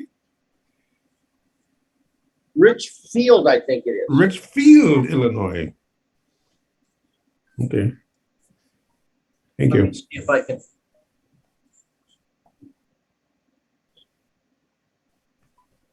It's off of outside of Crystal Lake. Oh, north up here. Okay. Okay, thank you. Okay, so any of these topics look like something people are interested in? Problem is you can't post anything that long in chat. It gets cut off after a while. Yeah, I probably lost part of them. Yeah, You well, lost the better half of them. better half of them. Okay. Wait a So I minute. guess I could just post this to the document. You could post the document. Let me do that. Let me find the document. And it was under CCS. If you got the email that gave the link to get into the meeting, you got the whole document. Right. This is true. Yeah, the whole kit and caboodle is there.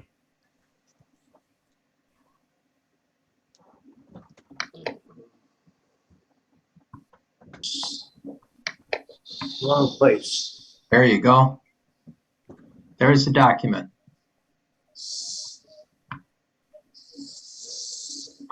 Introducing Zoom apps. Discover apps that change your experience. And some reason that popped up on me too, again. Mhm. Again, because you went out and you're going back in. So in and Yeah. out. That could be. Yeah. All right, so circling back here, I sent out in the email as well as Can I included in the chat here bring some something in? topics. For a second. It I'm was sorry? Ridgefield Road, and the name of the conservation area is Bulger Bog. For those deer. So what's that? Bulger Bog Conservation Area. BOGER Bog Conservation Area. Okay, BOGER. Board. Bog, BOG. Okay, bog. Okay. Thank you. Okay. Thank you. Okay, now the whole rest of the thing is in chat. I had to put it in pieces.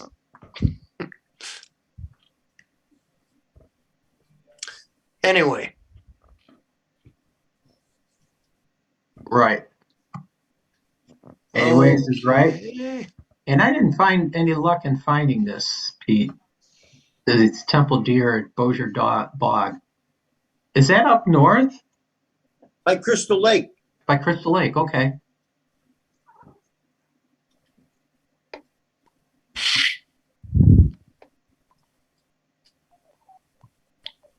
It's between Crystal Lake and Woodstock. Okay.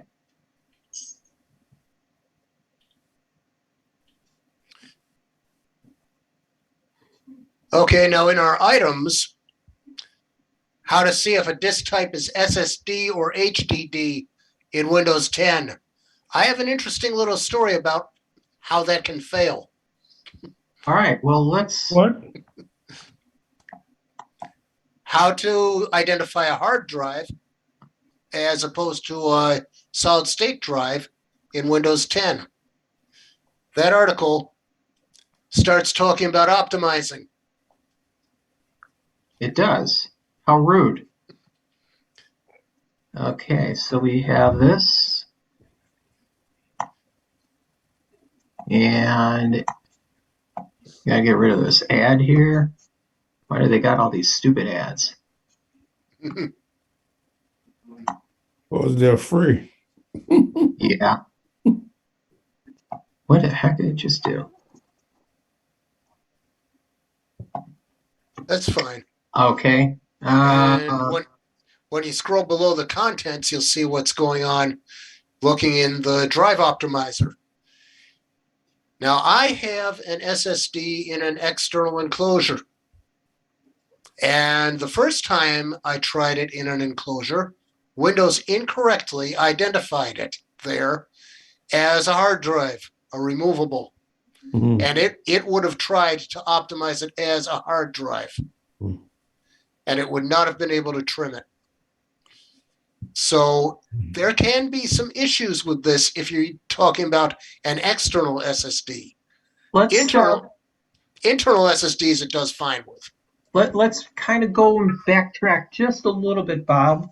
Sure. You bring up trim, and you, which is one of the features, if you will, on hard drive management for an SSD. Let's talk about what is the physical difference here, so people get an understanding Okay. between a hard drive, a spinning hard drive that's got a metal platter in it that spins at a very high rate of speed, usually somewhere around 5,400 to 7,200 RPMs. That's 7,200 rotations per minute. That's a lot of rotations. And those drives, the way they physically work. Oh, okay. So that's a hard drive versus a solid state drive that uses just computer chips, and those, or memory chips, and those store things differently than a mechanical hard drive.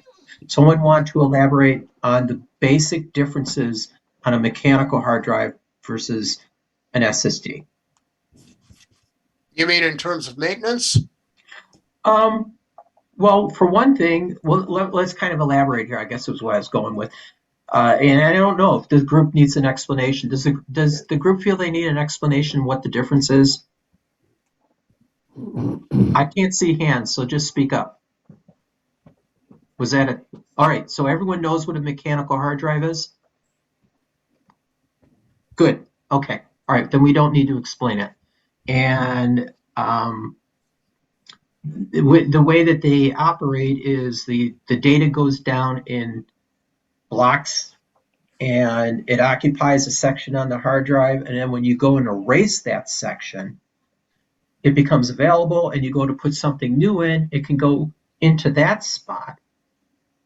And if there's any leftovers, it could put part of that leftover into another spot. So let's say the peg hole that you have is the open space on the mechanical hard drive is a paragraph of words long. And I'll just put this in simple terms.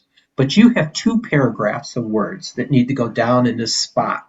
So it will put a paragraph down in this one spot and take the second paragraph and put it somewhere else in the drive. So when it goes to get read, it's going to go to the index table that's in the hard drive, and the index table is going to tell it, okay, this paragraph is located here, and the second paragraph is located there, and ignore everything in between. But it takes time for it to retrieve that information, and that's why a spinner hard drive is not as fast as an SSD. An SSD works the same way in that respect, but it doesn't have to hunt and peck to find this data. It can go and retrieve both paragraphs simultaneously and bring them back in, versus a mechanical hard drive has to pull in the first paragraph, then move to the second paragraph before it can pull in that information displayed on your screen. This is a very rudimentary explanation. When you go and erase space on a mechanical hard drive, what you want to do over time is you want to defragment the hard drive, because all this space, these paragraphs that are written in different locations, start building up, and they slow down the performance of the computer, because it has to go and get paragraph 1 from this place, and paragraph 2 from another location, and paragraph 3 from another location. And realistically, to make it work the fastest, is you want all these paragraphs to be put together in one long page, if you will, or a block. So that's optimizing. That is the purpose of optimizing. Optimizing takes those split up groups and puts them together. And so they become one long linear sentence, if you will, of a block. So that's what you want to do in optimizing. So you defragment a hard drive every now and then. You may want to do it depending upon how much erasing and storing you do. If you do a lot of it, maybe every month you should do it. If you don't do a lot of it, maybe every 2, 3, 4 months you should do it. Your system should automatically do it for you. Now, in terms of an SSD, that is no longer a problem of being linear, where everything has to be like in a long sentence for it to work optimally. But on an SSD, when you erase something, that block no longer becomes available for a period of time until what they call a trim function is performed. And the trim function optimizes this. And it gets a little funky on how this works. Bob, would you want to explain trim any better than I can? What happens in an SSD is you put down data, and then that data gets superseded and is no longer needed and is no longer useful. But it isn't immediately erased, and the space is not immediately marked as free. So what trim does is it's essentially a form of garbage collection. There's other garbage collection which also happens on SSDs. But what trim is doing is it's taking these marked cells and it is telling the controller that these cells are now free again I'll be back in a second. and that they can be written to. And that means that your SSD won't fill as fast and it won't slow down over time the way it would if it weren't trimmed. It used to be much more of a problem with slowing down than it is now. There's also a problem. You do not want to move data around on an SSD if you don't have to. There's a limited number of write cycles and rewrite cycles that a cell on an SSD will survive. After it reaches its maximum number, it dies, and it can die very suddenly. So that's why you do not do the traditional defrag. It won't do any good, and it will wear out the SSD. You need to do the trim in order to free up space, but mostly in order to improve performance. There it is. That's what you're doing, is you're doing both things. And both of these steps are considered housekeeping. That usually is done in the background. The operating system, that is Windows, takes care of it for you if your system is up and running for a good period of time. If you only turn on your computer, do something, turn it off, then do the same thing the next day, on, off, for just short periods of time, you will not get the benefits of this optimization process, because it needs to be, it usually is done in the background, and sometimes it's done late at night, or it can be done at some other point in time. But you need the computer to be up and running for a period of time for the system to know that you're idle, you're not doing anything. I'll go ahead and do some housekeeping. Yeah, and related to that is automatic maintenance, which also requires that the computer be idle for a while and be up and running. And that will do much more than just this, but this is part of automatic maintenance.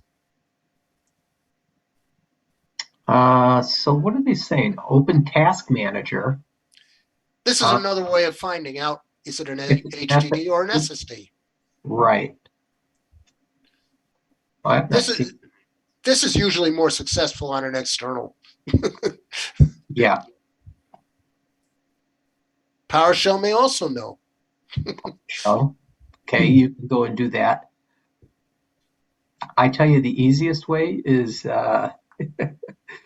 when you buy the machine, Yep. you look at what you purchased on the receipt, and that will tell you.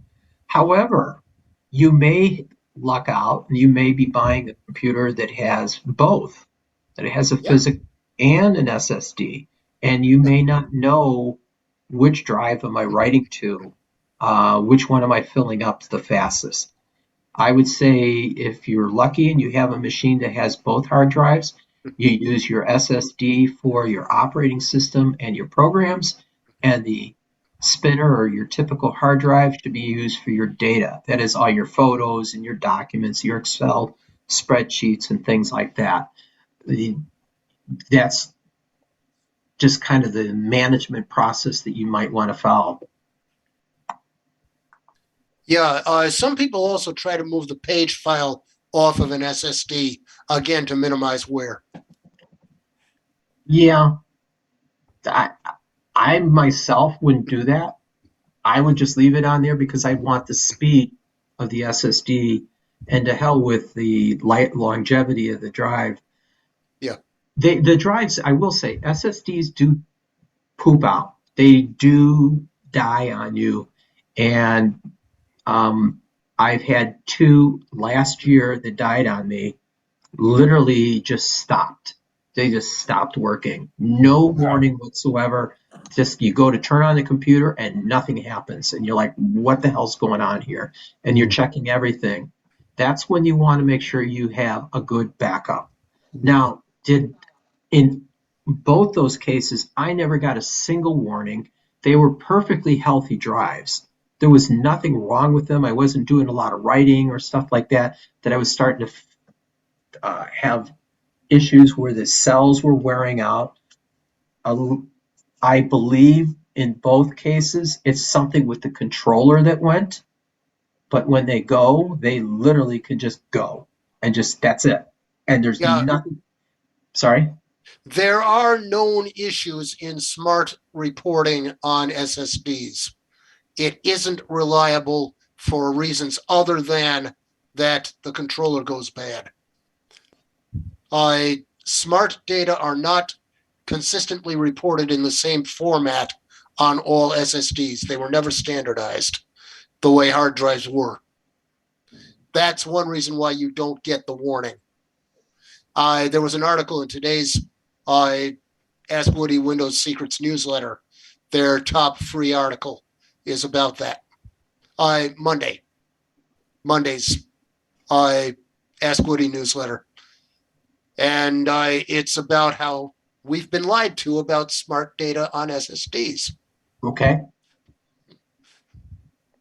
All right, as you see here, here is my disk management, from Windows, and I have one SSD here, and you could probably see this. It says 400. It's a 500 gig SSD, and it does tell me that is, as you see, I highlighted here. It does say Windows SSD, but that's also because I named it that to make sure it had SSD. It didn't tell me here anywhere in this description. What am I missing? That it's not saying that it's an SSD, or maybe I didn't rename it Windows SSD. I don't remember this, but it does say it's an SSD here. It doesn't say. I would bet that you put the label in, which you can do on any partition, technically, that can be viewed. C is a viewable partition. Right. You just labeled it whatever you wanted. I've never done it with the SSD, but I've changed labels quite often for one reason or another. I do it on flash drives too.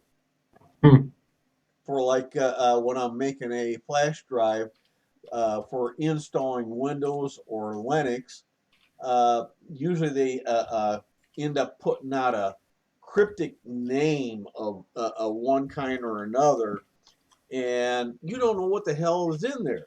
So I'll change the label, and at least I have a clue.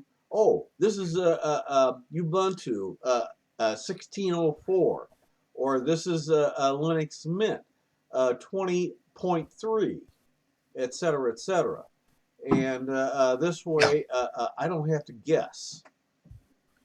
Yeah, it's a good idea to name the file system. The drive letter is still going to be consistent. Yeah. Windows will still provide that. But Right. you'll have usable, human readable information. Yeah, that's basically what it is. I mean, some of mine are as simple as OS, nothing else.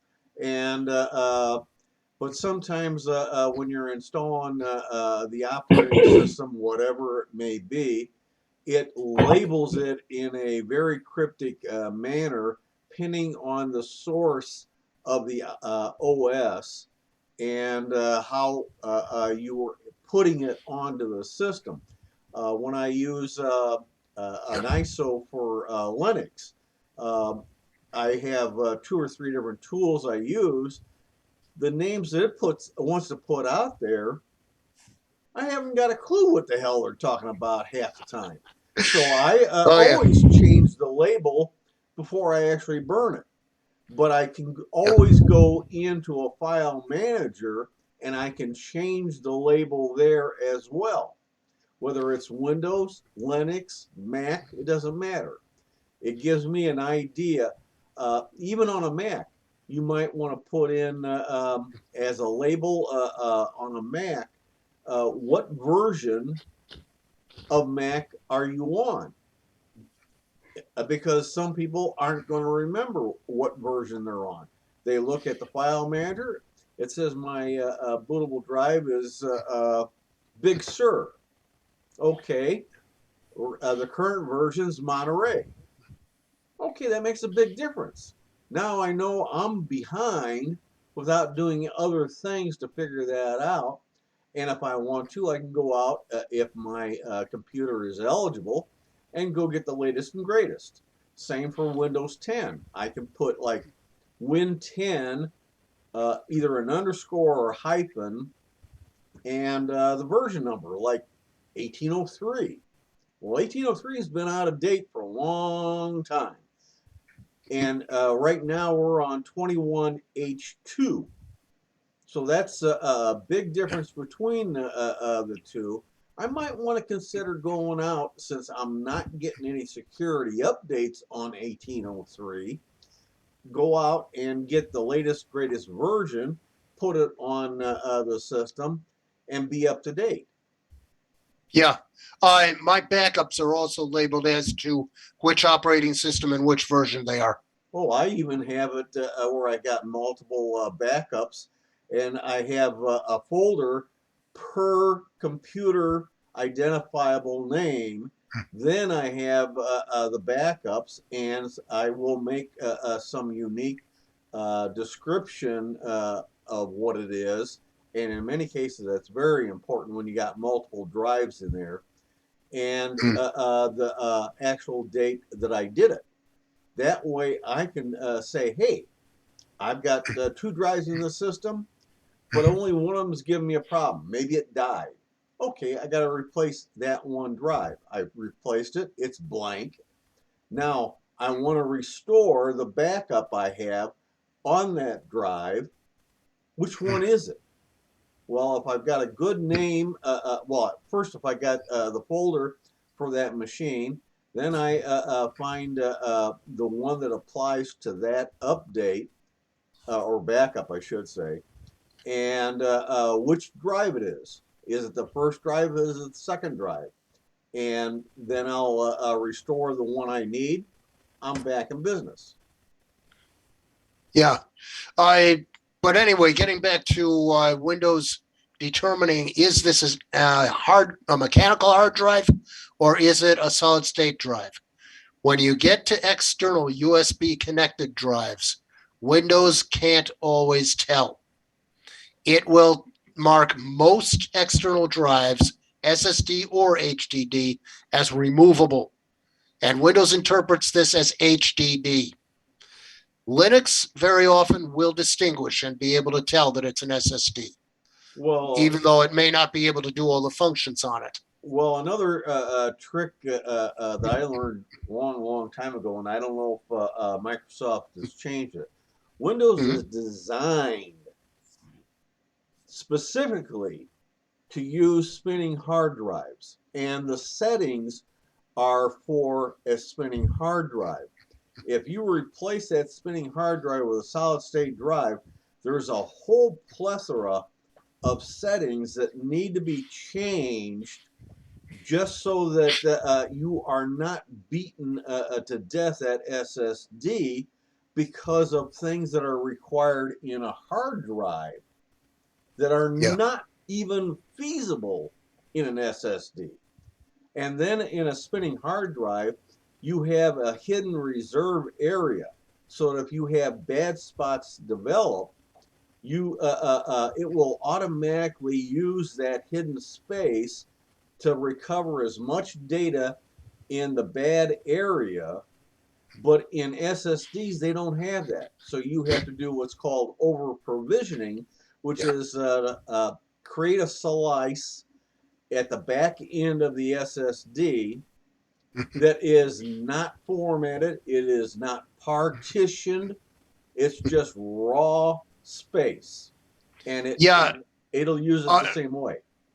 For Windows, the actual location of that over provisioning is immediately following the Windows partition. So if you dual boot with Linux, your Linux might be higher up on the drive, it might be farther back than that, but the over provisioning, which is used by Windows, is going to have to be after the Windows partition, and it might be before your Linux partition. There's lots of ins and outs when you change from one to the other. Whether or not Windows is getting smart enough, and this could be a feature in 11 that I just haven't come across yet. As far as I know, Windows is still saying you're using a spinning hard drive, we are setting it up with parameters that apply only to a spinning hard drive, and you have to know how to make changes to the system when you put in an SSD in its place. Yeah, there are all kinds of ins and outs. And maybe at some point when you can go into greater detail at length at some other meeting, maybe we can find out a little bit about that, Tim. Yeah. It's just one of these quirks since we were discussing SSD and hard drive, I thought I'd point out. Yeah, it's wonderful. It's useful info.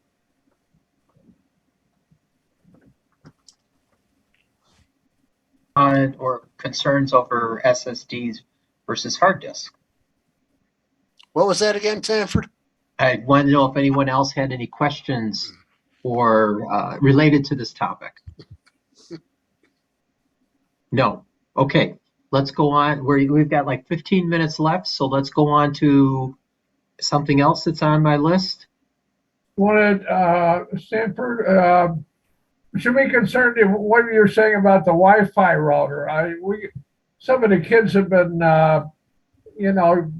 so we say borrowing in other neighbors' Wi-Fi's. Is this have something to do with the Wi-Fi routers or kids using their laptop to get into other homeowners' Wi-Fi's? Are we talking about? Is this one of the topics up here? Did I miss this? Yeah, down at the bottom. Down at the bottom. Okay. Restoring Windows. Look into what to look for at buying a new Wi-Fi. Now you're talking about Wi-Fi routers. Okay, what to look for, restoring. I don't see concerns over. Well, it was like second from the bottom. Oh, the second from the bottom, it says what to look for buying a new Wi-Fi router. That's what to look for. But that's not what you're talking about. And what you're referring to is people more or less stealing your Wi-Fi service or signal. Right, yeah. Now, Terry, don't assume it's kids. Adults do this too, and more so adults than kids to drive up and down the street. But any of us can do this. You just go down and park yourself in front of somebody's house and see if their Wi-Fi service is unlocked. If they have no key required to get into their Wi-Fi, well, shame on them. Yeah, it's like your house. You Just have like locks on your house. If you don't lock them, what's going to happen? Now, one of the things that pretty much most of us are guilty of is the router themselves. They may have a pass key to get into the Wi-Fi service, but they never put a pass key on the door of the router itself. That is, the default on a router when you buy it will be to log in. You put in the address, usually 192.168.1.1, and that will bring into the login screen for the router. This is separate from your Wi-Fi service. This is just talking to the device. It's kind of like you putting a password on your computer. You either have one or you don't. Routers come with no password, generally. They'll come with the login to be admin and the password to be blank. The password sometimes could be admin also, but usually it's blank.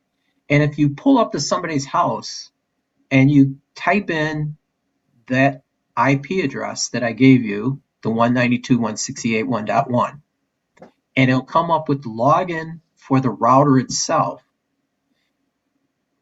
If it still says admin on there, or you could type in admin and put in nothing as password, that will get you into the router. Now you can control the router itself, and you can look at anything going on. You can even change the password for that. And once you're in there, you have access to everything inside the guy's house digitally. Oh. Yeah. So you need to, for one thing, everybody should be encouraged to put a password on their router, different from what came with it specifically. Just make sure you do that. You don't want it to be admin and nothing. Now, I don't know if this is the case when you get one from Comcast. I'm assuming those have a login and a password affiliated with them. Yes, Um, they do. They do. Okay. But Yeah, but everybody knows what those passwords are. okay, so you need to change the password. That's correct. And you And write then- it down. And all the Wi-Fi comes with a default passphrase. They're both the same on the 2.4 and the 5 gigahertz Right. bands, and you got to change those as well, and they should be different between the two channels. So you definitely want to make sure that you lock that down if you haven't done so in the past. You want to make sure you put in a password to access the router itself. And of course, you should have one as your login to get into your network. That is like you walk in the house and it says, you go and you click on Wi-Fi and it'll say, give us your login and what your password is. Make sure you have a decent password on there that gets you into the system and onto the Wi-Fi. But if you got to make sure you have one on the router access itself. Thank you. Okay. Great. And that sort of leads us into what to look for in a new Wi-Fi router. Yeah, I think that does. So what do we need to look for when we're buying a new Wi-Fi router? And they're going to talk about Wi-Fi generations. Go ahead. Open hyperlink. Yeah, they're going to talk about Wi-Fi generations and the various standards. Okay. I'm going to share the screen. And when buying a new Wi-Fi router, it's got to have antennas. No, The more, the a more lot the of them better. do not have external antennas. No. Yep, got to have external antennas. And okay, so they're going through some of this gobbledygook about old generations versus new. You don't have to worry about the old stuff because you're not, unless you are maintaining old stuff in your house. You don't want to be using too much of that. Speed matters. Story continues. So you definitely want one that operates at 2.4 gigahertz and 5 gigahertz. So you have both. Okay.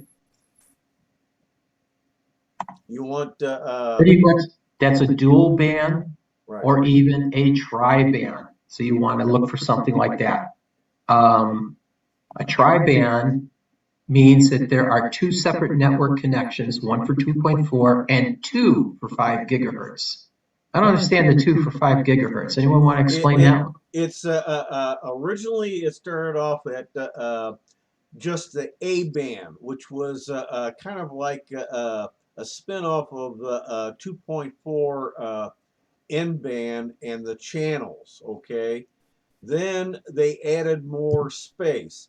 So it was another set of channels that's in a slightly higher frequency than the original A band. So you have two fives. And when you go to AX, they add more channels to that same second band. And they're already working on 6E is out there now. And you got also coming Wi-Fi 7. So right now, you want to look at a minimum of what was listed near the top there, Wi-Fi 5 or Wi-Fi 6, and eventually there'll be a Wi-Fi 7. Right. So you're I got looking for 802.11 AC or 802.11AX compliance. Don't So get anything older. I'd be definitely buying a router that's Wi-Fi 6 compatible as of today, if I was to buy one today. And, not necessarily getting locked into these vernacular of 802.11AX versus AC, if you will. Don't bother memorizing that. Just memorize Wi-Fi 6. That's what you want. Well, you got 6.6E. There are two different ones. Okay. So it definitely, I would tell somebody to do that, get a Wi-Fi 6 enabled device, because it's going to keep up with your modern day technology for the foreseeable future, at least for the next so many years. Yes.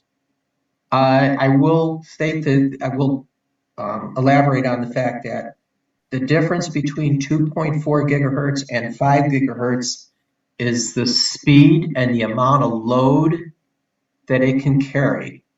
A 5 gigahertz operates at a higher frequency. 5 is bigger than 2, okay? And it can carry more data with it, a lot more data. However, because it operates at a higher frequency, the higher the frequency is, the shorter the distance it can travel.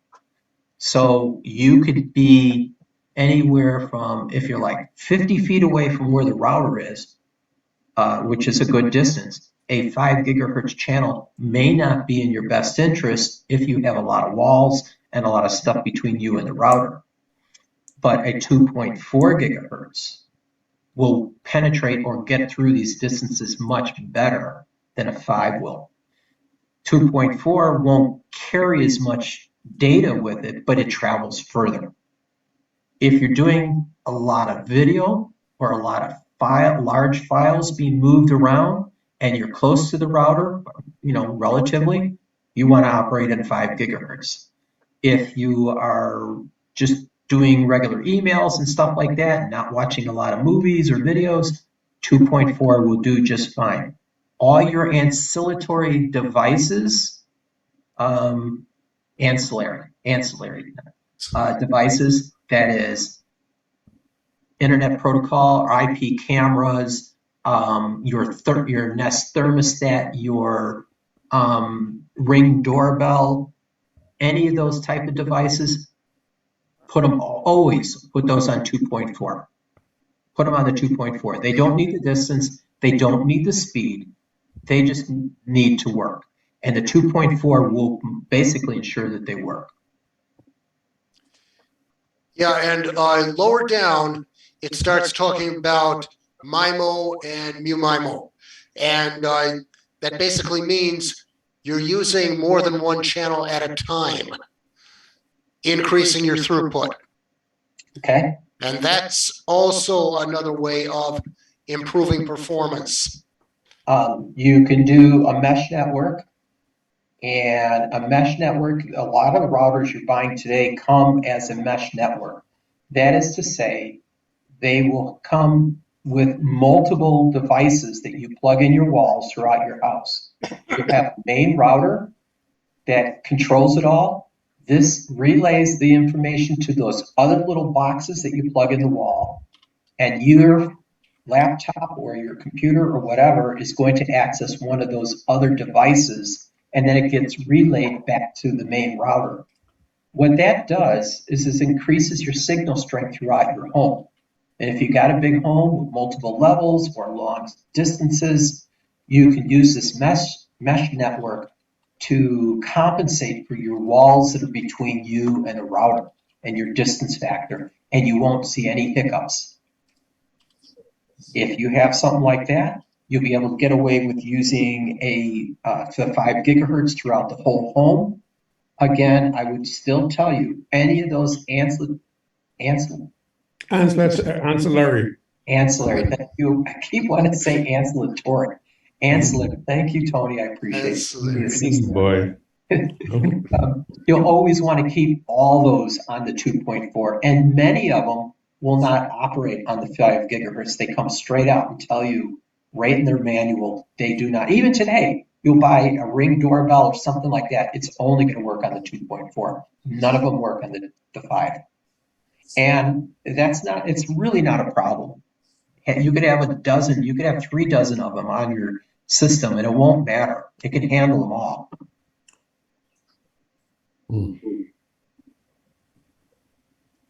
Nice. Good stuff. Good. Okay, anyone else want to talk any more on this?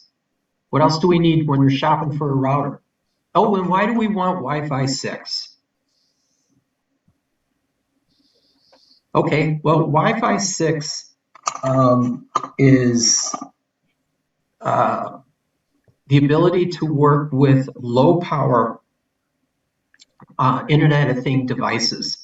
Many of your Internet of Things IoT devices, that is your Ring doorbells, your Internet IP cameras, and your Nest thermostat, the new ones that are coming out, are going to be operating on Wi-Fi 6. And they run at a lower power level, and they free up more free time on your router to do its job. It doesn't have to spend as much time talking to the Nest thermostat, because most of the time the Nest thermostat is sitting there going, I'm here, I'm here, I'm here, I'm here. And that's all it does. You know, it doesn't really get a call to say, raise the temperature. It just says, are you there?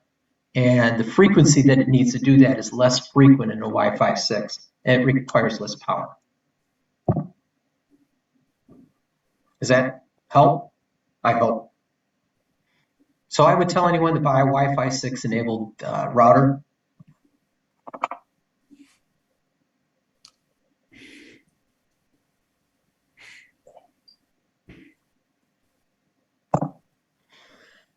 Okay, we're at the end. I'd like to know if there's any other last thing that was in my topic list that people would like to talk about. No. Well, I tell you, you guys have been just fantastic tonight. And girls. And Donna, how's that yogurt coming? I'm sorry, I didn't hear your question. What? I just want to know how your yogurt's coming. I don't know. It's in the Instapot. I don't know. So Donna, what do you do with that yogurt afterwards? You put something in there to sweeten it up or characterize it or what? We just eat plain Greek yogurt, but we add fruit. You do the fruit route. Okay. We add berries and apple and whatever. But we add it in the morning. But we just eat it Greek yogurt plain. And do you like the taste of your homemade yogurt versus store-bought? Yes, very much. And I know what's in it. You know what's in it. Okay, like that. All right, guys. Enough yogurt.